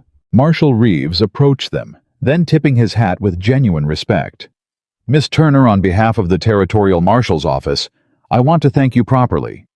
This case will free no less than 9 families from fraudulent debts across 4 counties. Once the courts finish untangling everything Caldwell's falsified over the years. That's your doing, ma'am. Yours alone, built over years most folks would have given up on long before now. There's still work ahead, Abigail said. The families need to be notified. The false debts need to be formally voided, the land returned. All of which the court will handle with your testimony as the backbone of every case. Reeves smiled, tired but genuine. You've done the hard part already, Miss Turner. Let the law finish what you started. As the marshal moved off to oversee Caldwell's transport, Cole turned to find Emma standing nearby, having watched the whole scene unfold with wide, solemn eyes, and when she caught her father watching her, she crossed the distance between them and wrapped her small arms around Abigail's waist without a word. You were so brave, Emma said, voice small but absolutely clear, no hesitation in it at all now. Braver than anybody. Abigail knelt down, pulling the girl into a proper embrace. Tears streaming freely now, and Cole watched the two of them together. His daughter and this woman who'd walked into their lives carrying nothing but a suitcase and a secret, and had somehow impossibly become the very heart of everything that mattered to him, and felt something settle in his chest that had been unsettled since the day his wife died. Cole. Sam's voice coming up beside him, thick with emotion he wasn't bothering to hide. You see what just happened here? I see it, Cole said, throat tight. That woman you tried to send back on the stage 3 weeks ago just brought down the most powerful man in this county, saved 9 families from ruin, and got your little girl talking again all in the same month. Sam clapped him on the shoulder. I'd say you owe her something a sight more than a 30-day contract, boss. Cole didn't answer right away. He was watching Abigail rise from her embrace with Emma, watching her turn toward him across the square, exhausted and radiant, and utterly transformed from the wary, guarded woman who'd stepped off that stage 3 weeks ago. And something in him settled into absolute certainty. The 30 days weren't even up yet. But Cole Whitaker already knew, standing there in the dust and noise of a town finally free of the man who'd terrorized it in secret for years, that he wasn't ever going to let Abigail Turner get back on that stage. Not now. Not ever. Not for anything in this world. The wagon carrying Henry Caldwell hadn't even cleared the edge of the square before Eleanor found her voice again, and it came out sharp enough to cut. You think this is finished? She rounded on Cole and Abigail, both her composure in tatters, mascara streaked from tears she hadn't bothered to wipe. You think arresting my husband ends anything? He has friends in this territory? Cole Whitaker. Judges. Bankers in 3 counties who owe him favors. Then those men better start worrying about their own necks, Cole said, steady as stone. Because I imagine the marshal's got a real interest in anybody who helped Henry hide what he's been doing. Eleanor's mouth opened, then closed. Something flickered behind her eyes, not quite fear, not quite guilt, but close enough to both that Cole filed it away for later. This isn't over, she said again, weaker now, and turned and pushed through the thinning crowd, gone before anyone could stop her. Abigail watched her go, arms wrapped tight around herself despite the heat. She knew, she said quietly. Didn't she? About all of it? Maybe. Cole put a hand at the small of her back, steering her gently toward where Sam waited with the horses. Maybe she didn't want to know. Some folks get real good at not asking questions they're afraid of the answers to. They rode home as the sun dropped low and gold over the dry hills. Emma asleep against Abigail's shoulder before they'd even cleared the edge of town, exhausted from a day that had asked more of a 7-year-old than any child ought to carry. Cole watched the two of them in the fading light, his daughter's face slack and peaceful against Abigail's collarbone. Abigail's arm curled protective around her, and felt something settle in his chest that he hadn't let himself feel in 18 months. Not just relief. Something closer to home. Sam broke the quiet a mile out from the ranch house. Boss, I don't mean to spoil the moment, but we got a problem waiting on us tomorrow that arresting Caldwell ain't gonna fix. The note. The note. Sam's jaw was tight. Caldwell's in jail, but that filing he made about your loan being in default, that's still sitting in the bank's books. Somebody's gonna have to sort that out, and it ain't gonna be Henry, not from behind bars. Cole felt the good feeling from the square curdle a little in his stomach. He'd let himself believe for a few hours that beating Caldwell meant the fight was over. He should have known better. Men like Caldwell built their schemes with enough moving parts that pulling one gear didn't stop the whole machine. "We'll deal with it in the morning," he said, though the words came out heavier than he meant them to. Morning arrived faster than he wanted, and with it a rider Cole didn't recognize, a thin, sharp-featured man in a city suit far too fine for Red Creek, who introduced himself on the porch steps before Cole had even finished his coffee. "Silas Pratt. I represent the territorial banking interests that hold controlling paper on the Red Creek Trust." Pratt's smile was the kind that never once touched his eyes. "I understand there's been some excitement in town concerning Mr. Caldwell." "Excitement," Cole repeated flatly. "That what you call a man getting arrested for fraud?" "A regrettable situation, to be sure." Pratt didn't sound the least bit regretful. "But regrettable or not, Mr. Whitaker, the bank's obligations don't simply evaporate because its president finds himself in federal custody. I'm here regarding the default filing on your property." Cole's hands curled at his sides. "There is no default. My payments are current. Ask anybody who's looked at my books. The filing states otherwise, citing property damage, and I quote unreliable domestic circumstances that constitute risk to the collateral." Pratt produced a folded paper from his coat, holding it out like a man offering a gift he knew would sting. "Regardless of the source, the filing exists, properly notarized, dated before Mr. Caldwell's arrest. Until a judge formally voids it, the bank is within its rights to call the note due in full within 30 days. Abigail had come to stand in the doorway behind Cole, Emma peeking out from behind her skirts, and Cole felt every one of them go still at the number. 30 days, Cole said. "You're telling me a fraudulent filing made by a man now sitting in a federal cell still counts as legal grounds to take my ranch? Until a judge says otherwise, Mr. Whitaker, paper is paper."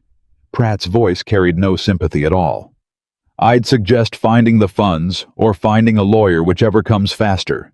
Good day."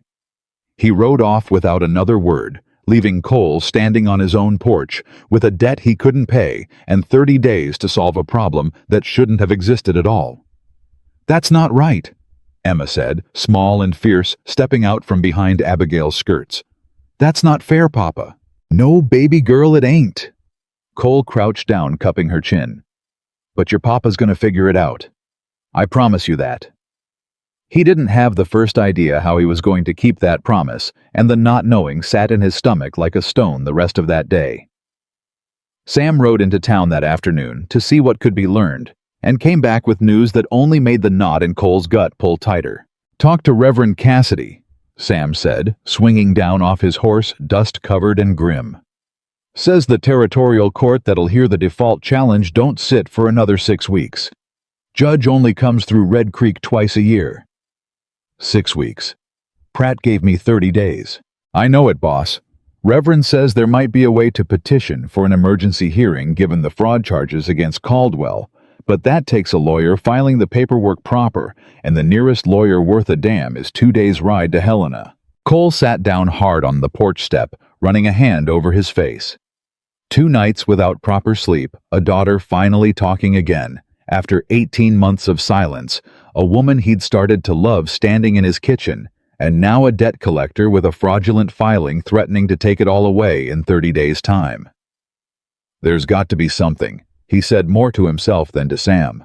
It was Abigail who answered, coming out onto the porch with a dish towel still in her hands, her face set with the same stubborn determination he'd watched carry her through 3 weeks of humiliation and threat.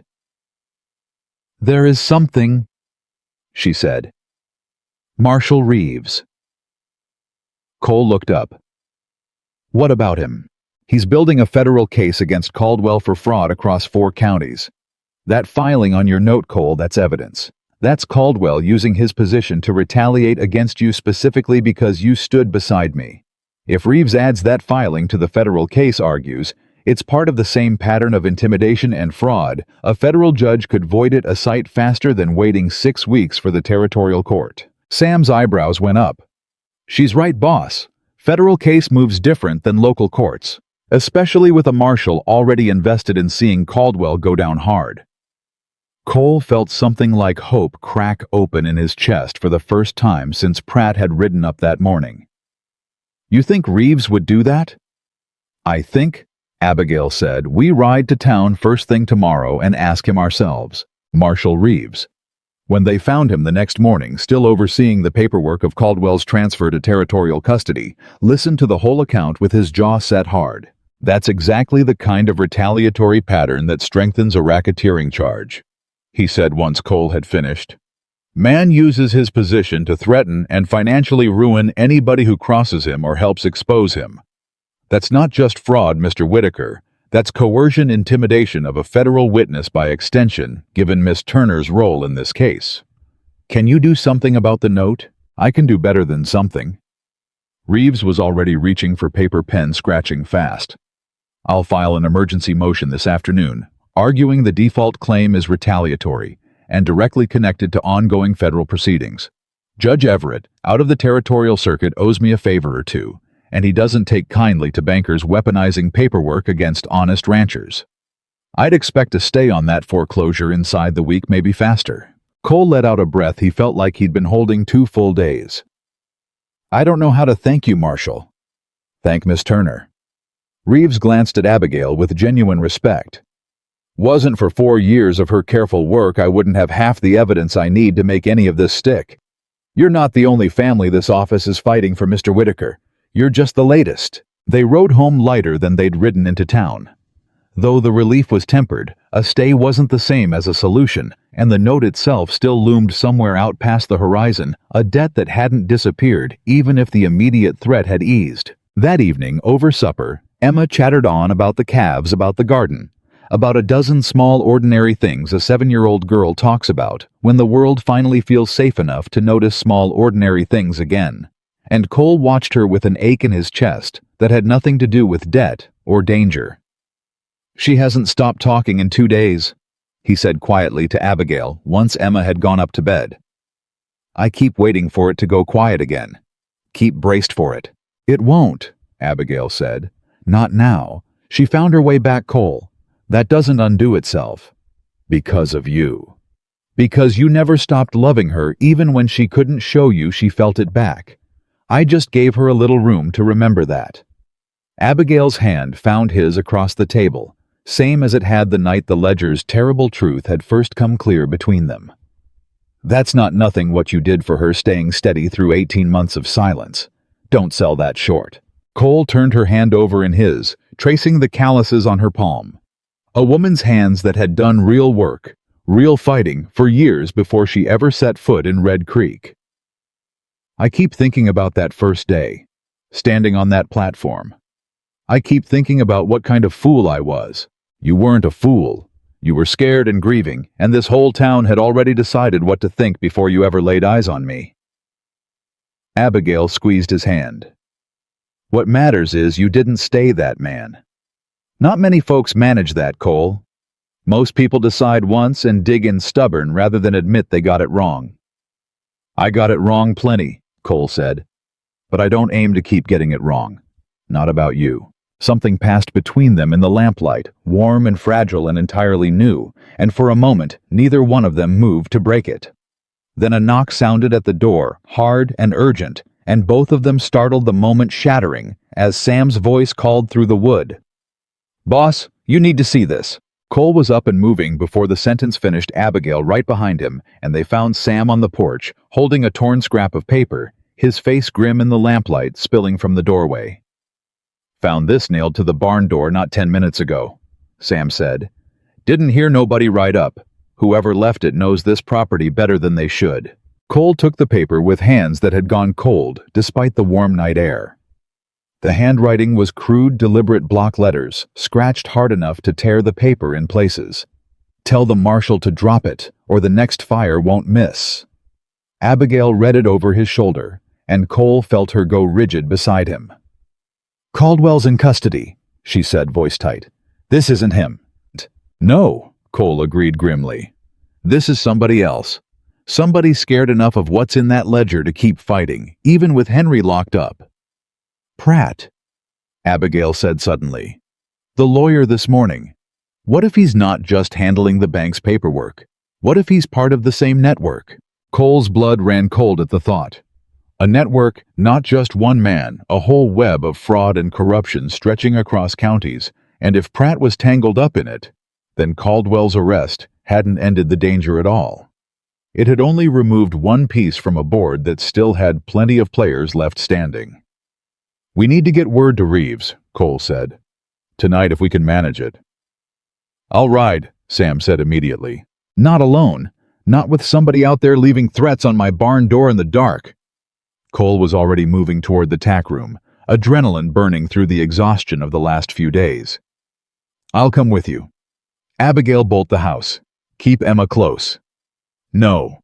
Abigail's voice cut through his instructions, firm and immediate. "I'm coming too." "Abigail, it's not safe." "None of it's been safe since the day I stepped off that stage Cole and I've handled worse than a midnight ride." Her chin came up that same stubborn set he'd first seen on the platform 3 weeks ago. Except now, it didn't sting him, it steadied him. "That threat's about me as much as you.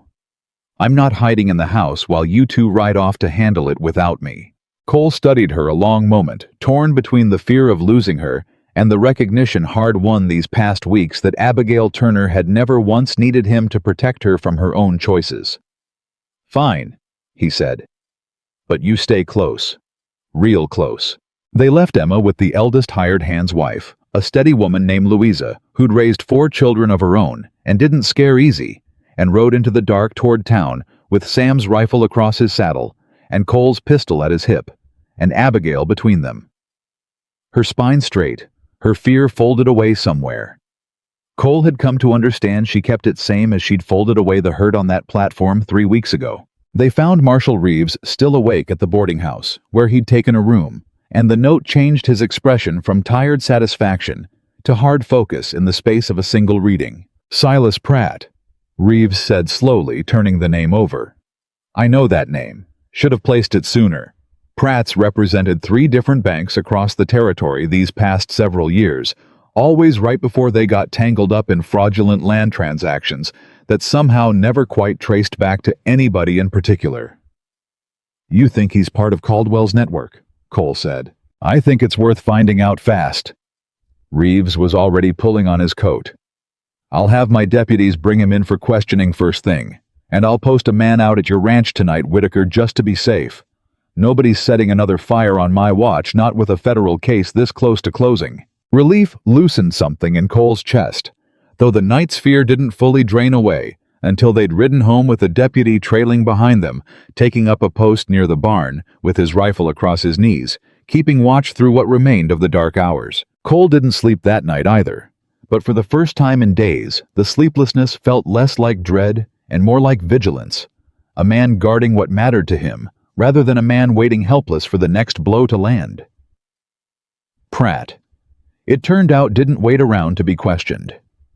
By the time Reeves's deputies reached his office in town the next morning, the lawyer had already cleared out papers burned in his stove. Nothing left behind but ash and an empty safe. "Rantar," Reeves reported grimly, riding out to the ranch himself to deliver the news. "Which tells me plenty on its own. Innocent men don't burn their files and vanish in the night." "So he's still out there," Cole said. "Still a threat. For now. But a man running scared makes mistakes, Mr. Whitaker. I've got deputies watching every road out of this territory. He won't get far, and even if he does, he's confirmed everything we needed to know just by running." Reeves's expression softened slightly. "I owe you both an apology and a manner of speaking. I told you 5 days ago this would be handled carefully, that the danger would end with Caldwell's arrest. I didn't account for how deep this network runs. I'm sorry for that." "Nobody's blaming you, Marshal," Abigail said. "You've done more for this county in 1 week than anybody's managed in years." "Maybe." Reeves tipped his hat, weary but resolved. "I'll have that stay on your note finalized by week's end, Mr. Whitaker.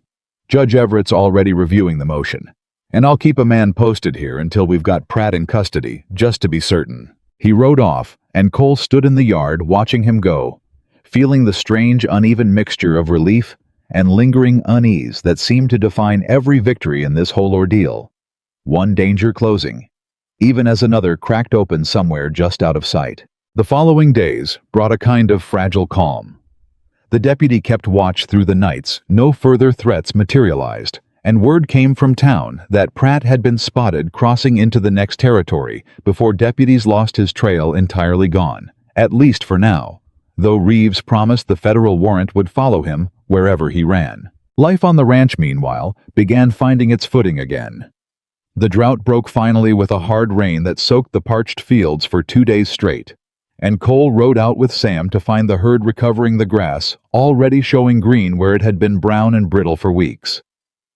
"Feels like the whole world's turning over," Sam remarked, watching the calves kick up their heels in the mud, like they'd never known hardship at all. "Feels that way," Cole agreed, and meant it more than the weather alone accounted for. Word had spread through the county about everything that happened. Caldwell's arrest, the fraud scheme unraveled the families whose stolen land would soon be returned through the courts, and Red Creek's opinion of Abigail Turner had done a complete and thorough reversal. Where once she'd been mocked on a stage platform, now she couldn't walk into the mercantile without 3 different women stopping to thank her, to apologize, to ask hesitant and hopeful if she might look into some old grievance of their own that had never sat right. "I'm not sure what to do with all this," Abigail admitted one evening, sitting on the porch with Emma curled against her side, working through a mending basket by lamplight. "4 years I couldn't get anybody to believe me. Now half the county wants my help with everything from land disputes to a missing cow." "Might be you found your calling," Cole said, settling into the chair beside her. "Whether you meant to or not. Might be?" She glanced at him, something soft and uncertain in her expression. "Though I didn't come to Red Creek looking for a calling, Cole. I came looking for Caldwell. Everything else, Emma, this ranch, that was never part of any plan." "Best things rarely are," Cole said quietly. The 30-day contract, Cole realized with a start one morning while going over his ledgers, was due to expire in 4 days' time. 4 days, and then the arrangement that had brought Abigail into his life, however complicated, however born of secrets and deception she'd only recently confessed to, would technically be over. Nothing bound her to stay any longer than that. The thought sat heavy in his chest all morning, through chores, through the noon meal, through an afternoon spent mending fence with Sam that gave him too much time alone with his own thoughts. "You're distracted," Sam observed around the 3rd time Cole missed a nail entirely. "Contract's up in 4 days. Sam paused, wire stretcher in hand, studying his boss with an expression that walked the line between amusement and exasperation. And I don't know what happens after that, boss." Sam set down his tools entirely now, giving Cole his full attention. "You've spent the better part of a month watching that woman save your daughter, save your calves, save your whole dang ranch from a crooked banker, and you're standing here asking me what happens after some contract runs out. Seems to me the answer's been staring you in the face since about week 2. It's not that simple." "Why not?" Cole didn't have a ready answer, because the truth was it probably was that simple, and the complications he kept building up in his head were mostly just fear. Talking the same fear that had made him reject her on that platform in the first place. The fear of trusting somebody and watching them leave the way his wife had left him. Not by choice, but by the cruel accident of a fever that hadn't cared how much he loved her. "I'm scared," he admitted finally. Quiet, the words costing him something to say out loud. "Scared if I ask her to stay proper and something happens she leaves, or God forbid something worse, I don't know that Emma or I could survive losing somebody else." Sam's expression gentled. "Boss, near as I can tell, love don't come with guarantees. Never has. You lost your wife to a fever nobody saw coming, and that was a real, true marriage built over years, and it still ended in heartbreak neither of you asked for. Can't nobody promise you safety from loss. All love ever promises is that it's worth the risk of losing it." Cole stood with that a long moment, the truth of it settling into him slow and undeniable.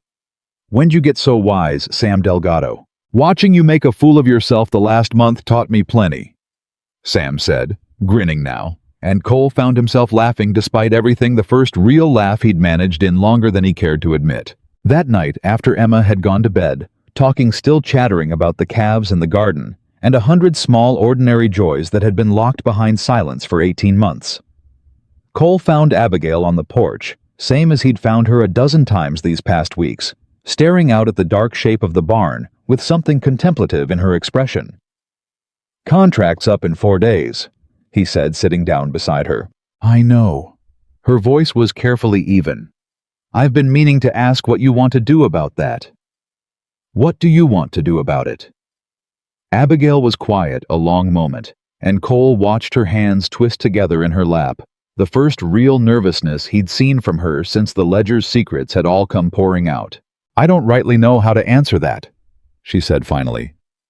"Because what I want and what's sensible might be two different things, and I've spent 4 years being sensible about everything, chasing this case, keeping myself guarded, never letting myself want things I couldn't be sure of getting." "What do you want Abigail sensible aside?" She turned to look at him, and in the lamplight spilling out from the kitchen window, Cole saw something raw and hopeful and terrified all at once cross her face. "I want to stay," she said, quiet but absolutely clear. "Not because of a contract, not because Emma needs somebody, not because there's nowhere else for me to go. I want to stay because somewhere in this last month, without ever meaning to, I fell in love with your daughter and your ranch, and Lord help me with you. Cole Whitaker, stubborn and slow to trust as you are." Cole felt something crack open in his chest, warm and overwhelming, and he reached for her hand, without hesitation, this time no doubt left in the gesture at all. "I love you too." He said the words coming easier than he expected, easier than anything had come in 18 long months of grief and guardedness.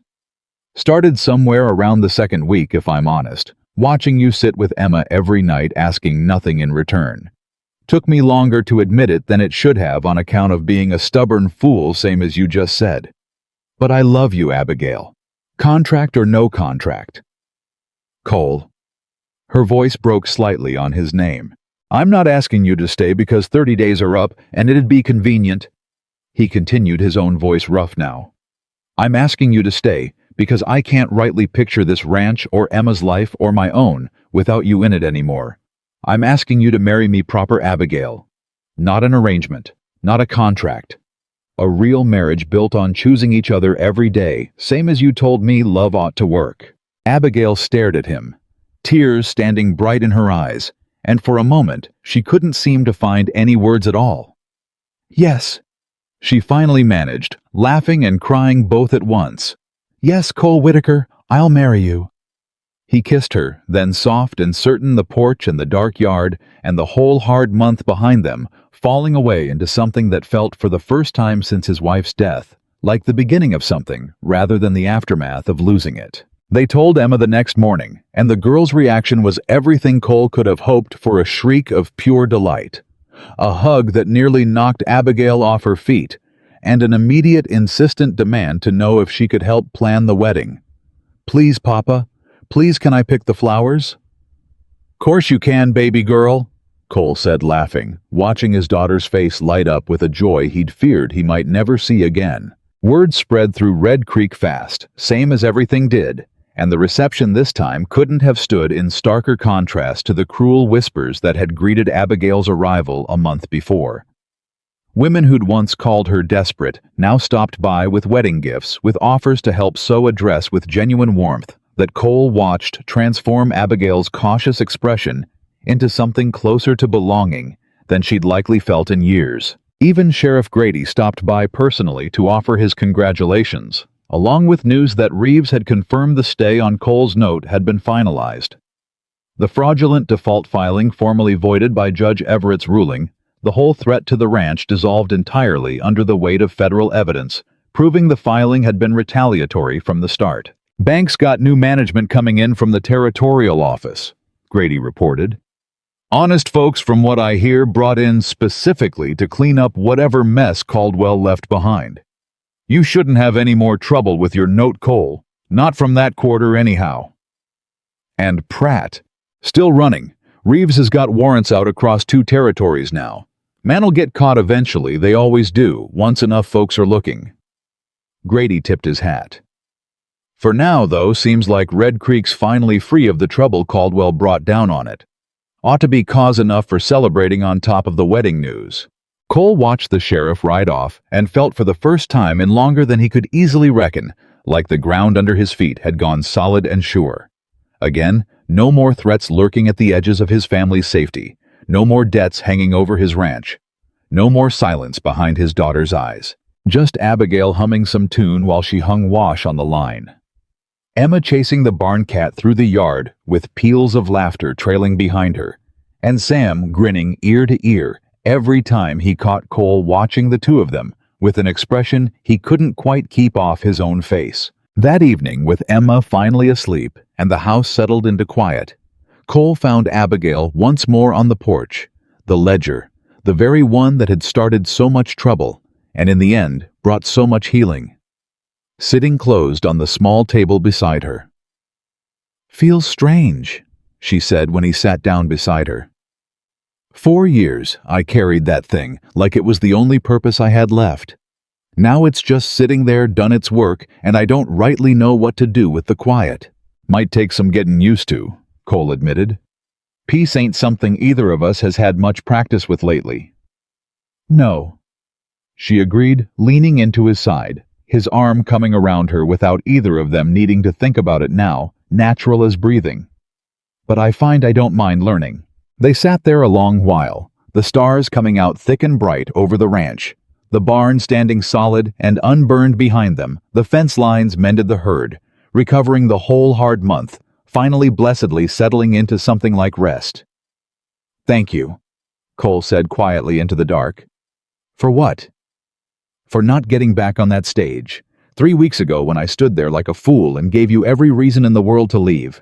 Abigail turned her face up to his moonlight soft on her features, and Cole thought not for the first time, but with a certainty that finally felt unshakable, that he'd never once seen anything so beautiful as this woman who'd walked into his life with nothing but a suitcase and a secret, and given him back everything he'd thought he'd lost. "I told you that first day," she said softly.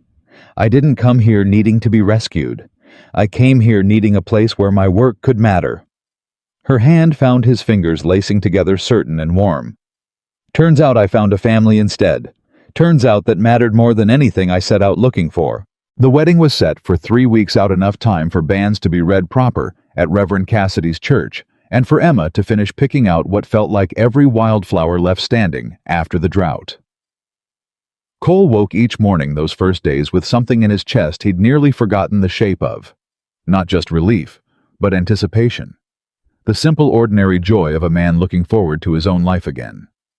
It didn't last undisturbed. 6 days after the engagement, a rider came up the drive, hard enough to scatter the chickens, and Cole was out on the porch with his hand on his rifle before the man had even reined in. "Whitaker!" It was one of Marshal Reeves's deputies, young, breathless, his horse lathered white. "Marshal sent me. Says you need to hear this before anybody else does." Cole's stomach dropped straight through the floorboards. "Caldwell escaped custody." "No, sir. Worse, maybe."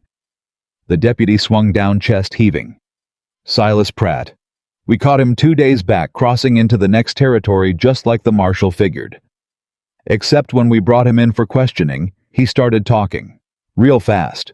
Real desperate, trying to cut himself a deal." "Talking about what?"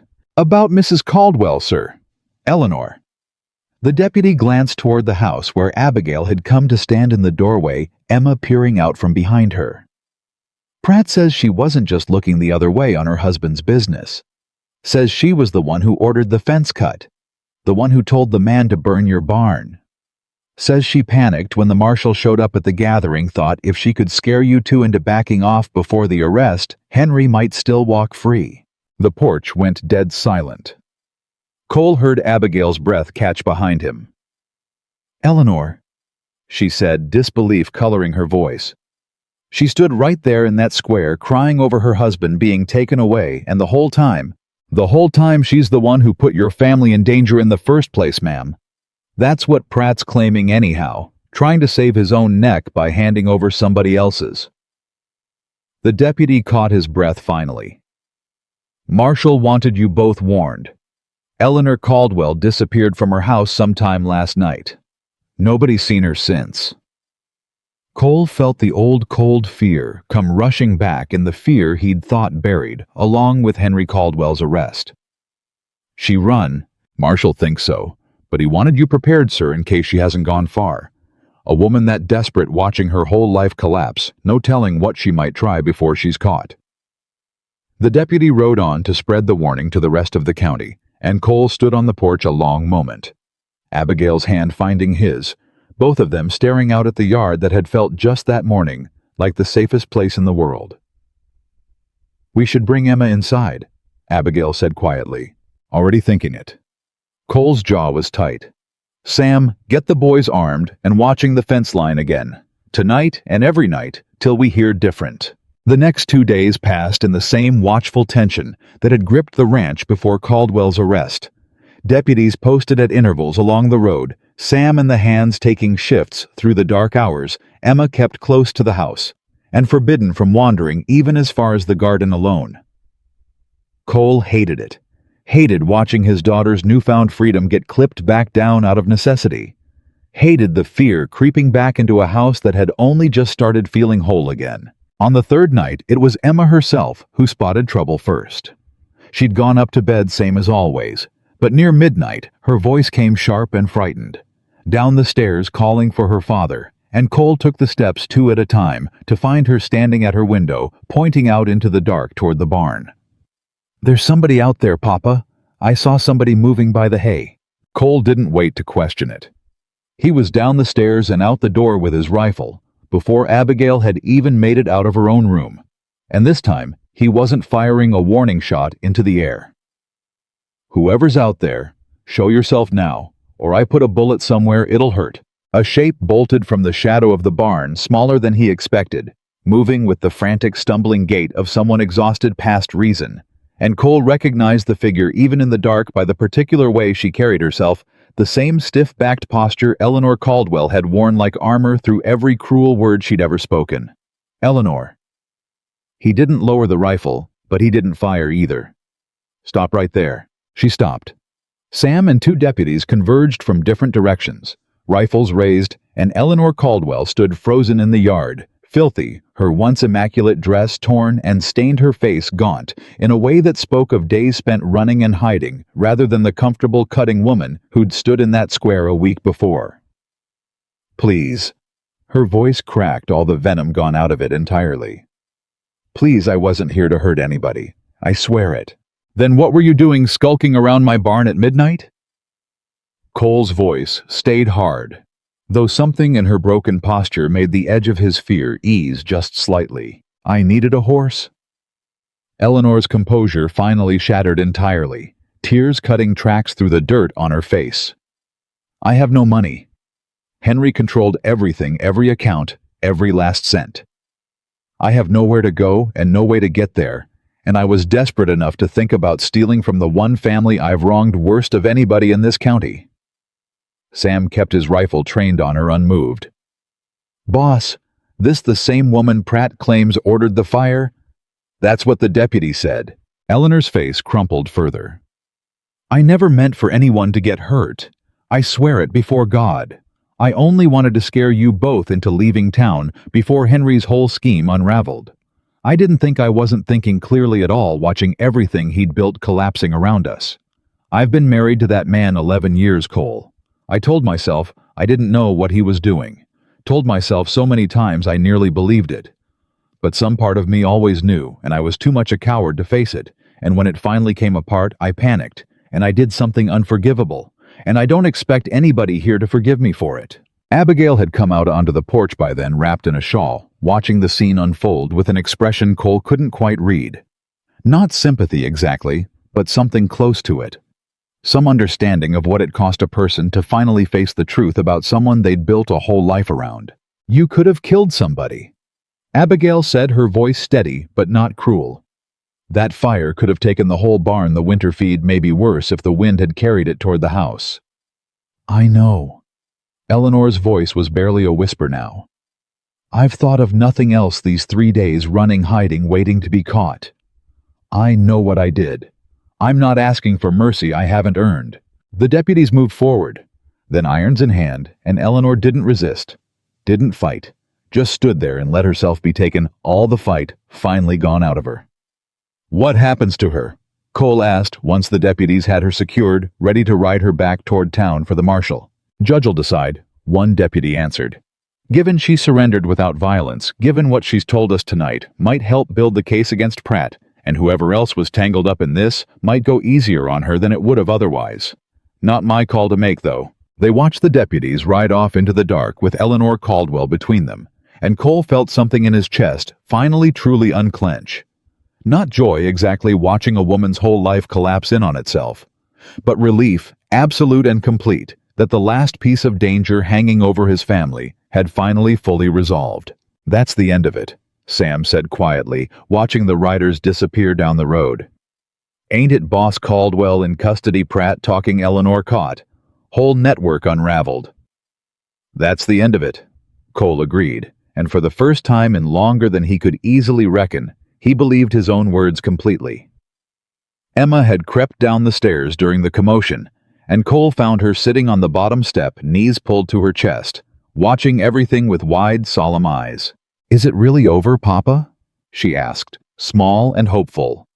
Cole crossed to her, lifting her up into his arms, even though she was getting a little big for it. Holding her close, the way he'd held her the night her mother died. Except this time, the holding was for comfort of a different kind. The comfort of a father finally able to promise his daughter safety, and mean it completely. "It's really over, baby girl," he said, and felt her relax against him, all the tension of the past week finally draining out of her small body. "Nobody's gonna hurt this family. Not anymore." The weeks that followed felt by contrast almost impossibly gentle. The wedding preparations resumed with a lightness that hadn't been possible before, Emma throwing herself into flower picking and dress fitting with the boundless enthusiasm of a child, finally free to simply be a child again. Red Creek itself seemed to exhale as a town the shadow Caldwell had cast over it for years finally completely lifted. Word came from the territorial court 2 weeks before the wedding that the 9 families Caldwell had defrauded would have their land and their dignity formally restored, the fraudulent debts voided, the seized homesteads returned. Ruth Hobart's daughter sent a letter that Abigail read on the porch with tears streaming down her face, thanking her for 4 years of persistence that had finally, after her mother's death, brought justice too late for Ruth to see, but not too late to matter for everyone who came after. "I wish she could have seen it," Abigail said, folding the letter carefully, grief and gratitude tangled together in her voice.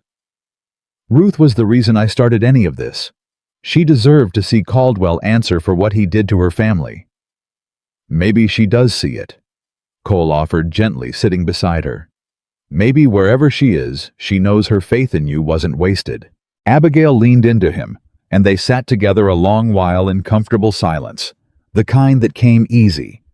Now the kind two people build only after weathering something hard together and coming out the other side still holding on. The wedding itself arrived on a clear morning in early autumn, the drought's memory finally fading under weeks of good rain, the land around Red Creek turning green again, in a way that felt to everyone who'd lived through that brutal summer like more than just weather, like a whole county exhaling.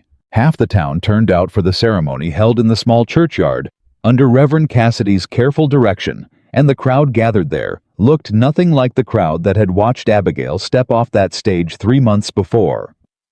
Walt Higgins sat in the second row with his wife, having personally supplied the flour for the wedding cake at no charge, calling it the least he could do for a woman he'd insulted so badly on her very first day in town.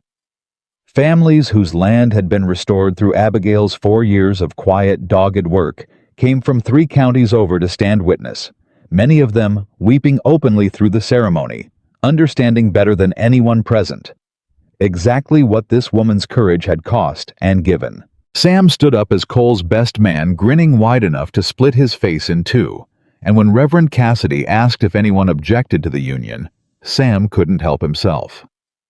"Only objection I got, Reverend, is it took this stubborn fool 3 whole months to work up the nerve to ask her proper."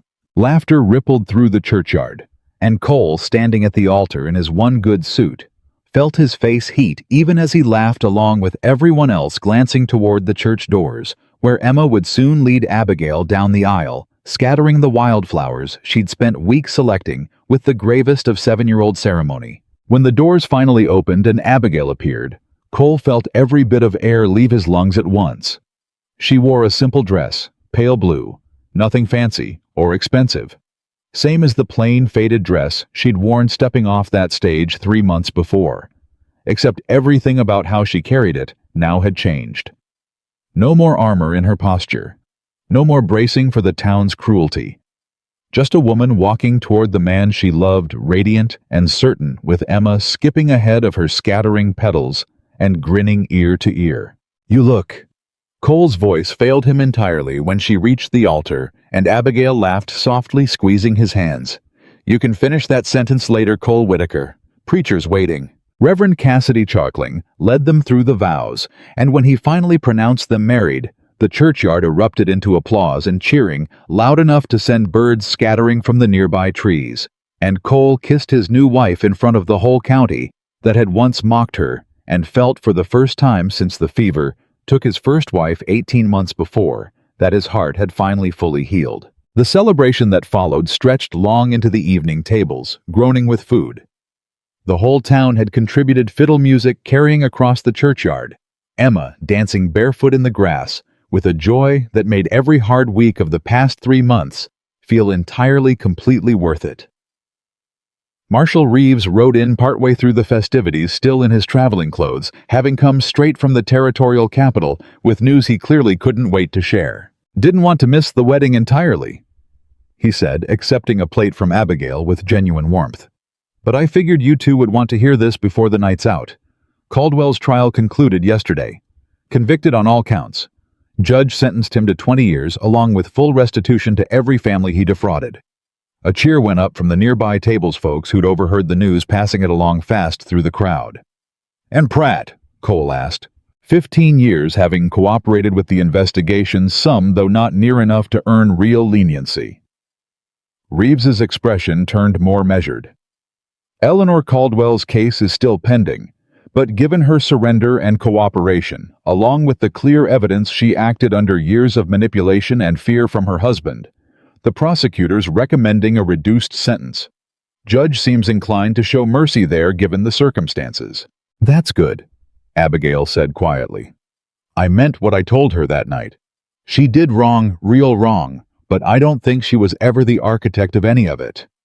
Just a woman who stopped asking questions she was afraid to answer." Reeves nodded understanding. "Either way, ma'am, the whole network's unraveled. 9 families restored, 2 men imprisoned, a 3rd case pending. That's justice done proper, and it's built entirely on 4 years of work most folks would have given up on long before now." He raised his glass toward her, a gesture the whole nearby table quickly echoed. "To Abigail Whitaker, bravest woman this territory's seen in years." The toast rang out across the churchyard, and Abigail, overwhelmed, could only manage a small, grateful nod. Cole's arm coming around her shoulders, steady and proud. Later that evening, as the celebration wound down and the last of the guests began the journey home, Cole found a quiet moment alone with his new wife away from the noise. Just the two of them standing beneath the deepening evening sky. "Feels like a different life," Abigail said softly, "than the one I was living 4 months ago. Good different. The best different." She turned to face him, fully moonlight catching the joy still bright in her eyes. 4 years I told myself I didn't need anybody. Told myself the work was enough, that chasing justice for other families was purpose enough to fill a whole life. I believed it too, mostly. Right up until I stepped off that stage and got looked at like I was something to be disappointed in. "I'll spend the rest of my life making up for that look," Cole said, quiet and sincere. "You already have." Abigail's hand found his face gentle. "Every day since that first cruel moment, you've been proving I was wrong to expect the worst from you. That's more than most people manage in a lifetime, Cole. Don't you dare spend the next 50 years apologizing for one bad moment on one hard day."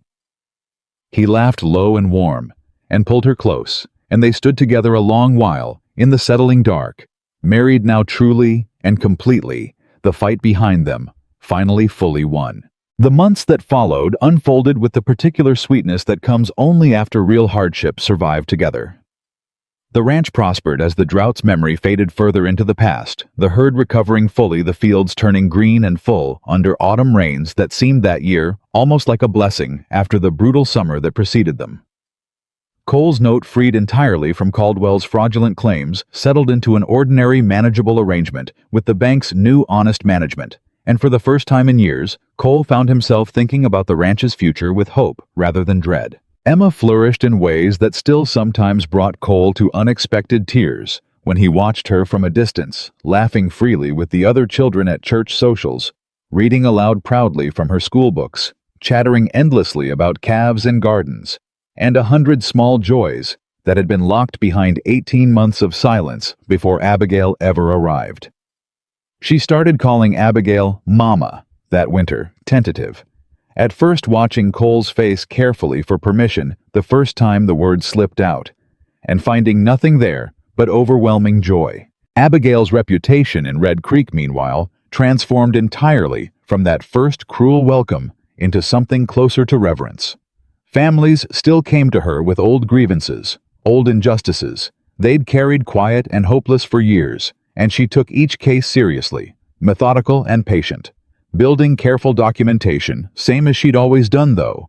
Now she did it from the security of a home and a family who stood behind her completely, instead of the isolated, dangerous work of a woman chasing justice entirely alone. "You could stop, you know," Cole told her one evening, watching her work through correspondence at the kitchen table, the same table where the ledger's terrible secrets had first come clear between them months before. "Nobody would think less of you if you set this work down now. You've done enough. More than enough." Abigail looked up, considering the offer seriously before shaking her head slowly. "I don't think I could, Cole. Not because I have to prove anything anymore. Because I've seen what happens when good people stay quiet, and I don't ever want to be the kind of person who watches injustice happen and decides it's somebody else's problem to solve." She reached across the table for his hand. "Besides, I've got a family behind me now instead of just a suitcase and a stack of letters. That makes the work easier to carry, not harder." Cole squeezed her hand, understanding completely no argument left in him at all. This was who she was. Not the plain mocked woman who'd stepped off that stage with nothing, and not simply his wife now either, but a woman whose courage had always been the truest thing about her, long before Red Creek ever learned to see it. Spring came again to Montana territory, the land turning green and full after a winter of ordinary hardship rather than crisis. And on a clear morning in April, Cole found Abigail sitting on the porch steps, one hand resting against her middle, with an expression he'd never quite seen on her face before, something between wonder and disbelief. "Abigail."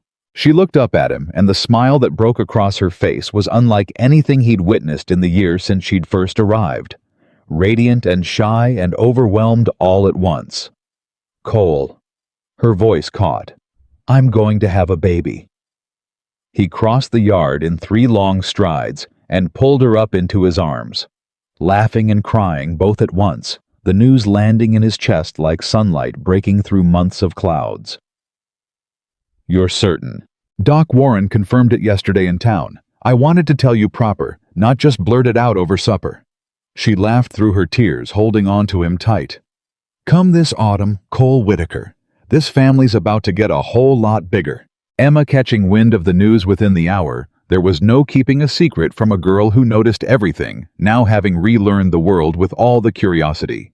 18 months of silence had stolen from her, nearly knocked her stepmother over with the force of her excitement. "A baby. A real baby. Papa, can I help pick the name? Can I help with everything?" "Everything, baby girl," Cole promised, laughing, watching his daughter's joy overflow in a way that would have seemed impossible the day Abigail first stepped off that stage, wary and guarded, and expecting nothing but cruelty from a family that would, in less than a year, come to love her more completely than she'd ever dared to hope for. That autumn brought a daughter healthy and loud-voiced from her very first breath, and Cole and Abigail named her Ruth, after the woman whose stolen homestead had started Abigail's whole 4-year fight for justice, a woman who never lived to see her name cleared, but whose courage had in the end built the very family now carrying her memory forward. Red Creek by then had become something different than the town that had once whispered cruel judgments about a plain-faced woman with nothing but a suitcase and a worn dress. The families Abigail had helped restore to their land had become some of the county's steadiest, most grateful neighbors. The new bank management, honest and community-minded, had rebuilt trust that Caldwell's years of quiet corruption had nearly destroyed. And the Whitaker Ranch itself had become gradually, and without anybody quite planning it, the kind of place struggling families knew they could turn to for advice, for help, for the simple, steady kindness that Abigail had brought with her from the very first day, even when nobody around her had been willing to see it. Cole thought about that first day often in the years that followed the cruel murmuring crowd, his own cowardly hesitation, the 4 devastating words he'd spoken before he'd even learned her name. He thought about how close he'd come to sending her away entirely, how easily his own fear and the town's casual cruelty might have cost him the truest, bravest, most extraordinary woman he'd ever know. He never let himself forget how wrong he'd been that day.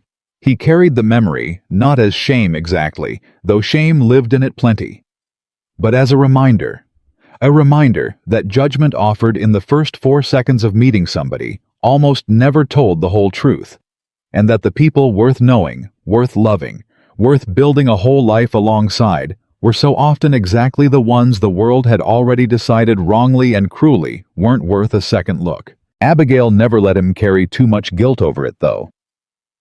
"You changed," she told him once, years later, watching their children Emma, nearly grown by then, Ruth chasing after the barn cats with the same fierce determination her mother had once carried into a fight against a corrupt banker, playing together in the golden light of a Montana evening. "That's what matters, Cole. Not that you got it wrong on the worst day of my life, but that you spent every single day after proving you'd never make that mistake again. I love you." Cole said the words no less powerful for having said them 10,000 times since that first porch confession. "More today than I did the day I married you, if that's even possible." "It's possible," Abigail said, leaning into him, watching their daughters play in the fading light. The ranch thriving behind them. The town that had once mocked her, now counting her among its finest, most respected citizens. Love does that if you let it. Grows a little more every single day you choose it. And choose it they did through hard winters and easy summers, through every ordinary joy and difficulty that came with building a life and a family and a home together. Cole Whitaker and Abigail Turner. Whitaker proved year after year that the truest measure of a person was never found in a first glance from a stage platform, never found in a plain face or a worn dress, or a town's cruel first judgment. It was found in what a person carried inside them, in the courage to keep fighting, even when nobody believed in the patience to sit quiet beside a grieving child, until words finally came back, in the willingness to stand up in front of an entire town and say without hesitation, "You judged her by what she carried when she arrived, but you never bothered to see what she carried inside." That was the truth Cole Whitaker learned standing on a dusty stage platform on the worst day of his life, watching a woman he'd almost sent away become instead the very heart of everything that mattered to him. And it was the truth Red Creek, Montana carried forward long after that real worth was never about wealth or beauty or the easy approval of a crowd too quick to judge. Real worth was revealed in the lives a person touched, in the love they built, in the home they made out of nothing but courage and second chances. Under the wide Montana sky, the Whitaker family stood as living proof that the woman the world called unwanted had in the end become the one thing every soul in Red Creek was grateful to call their own.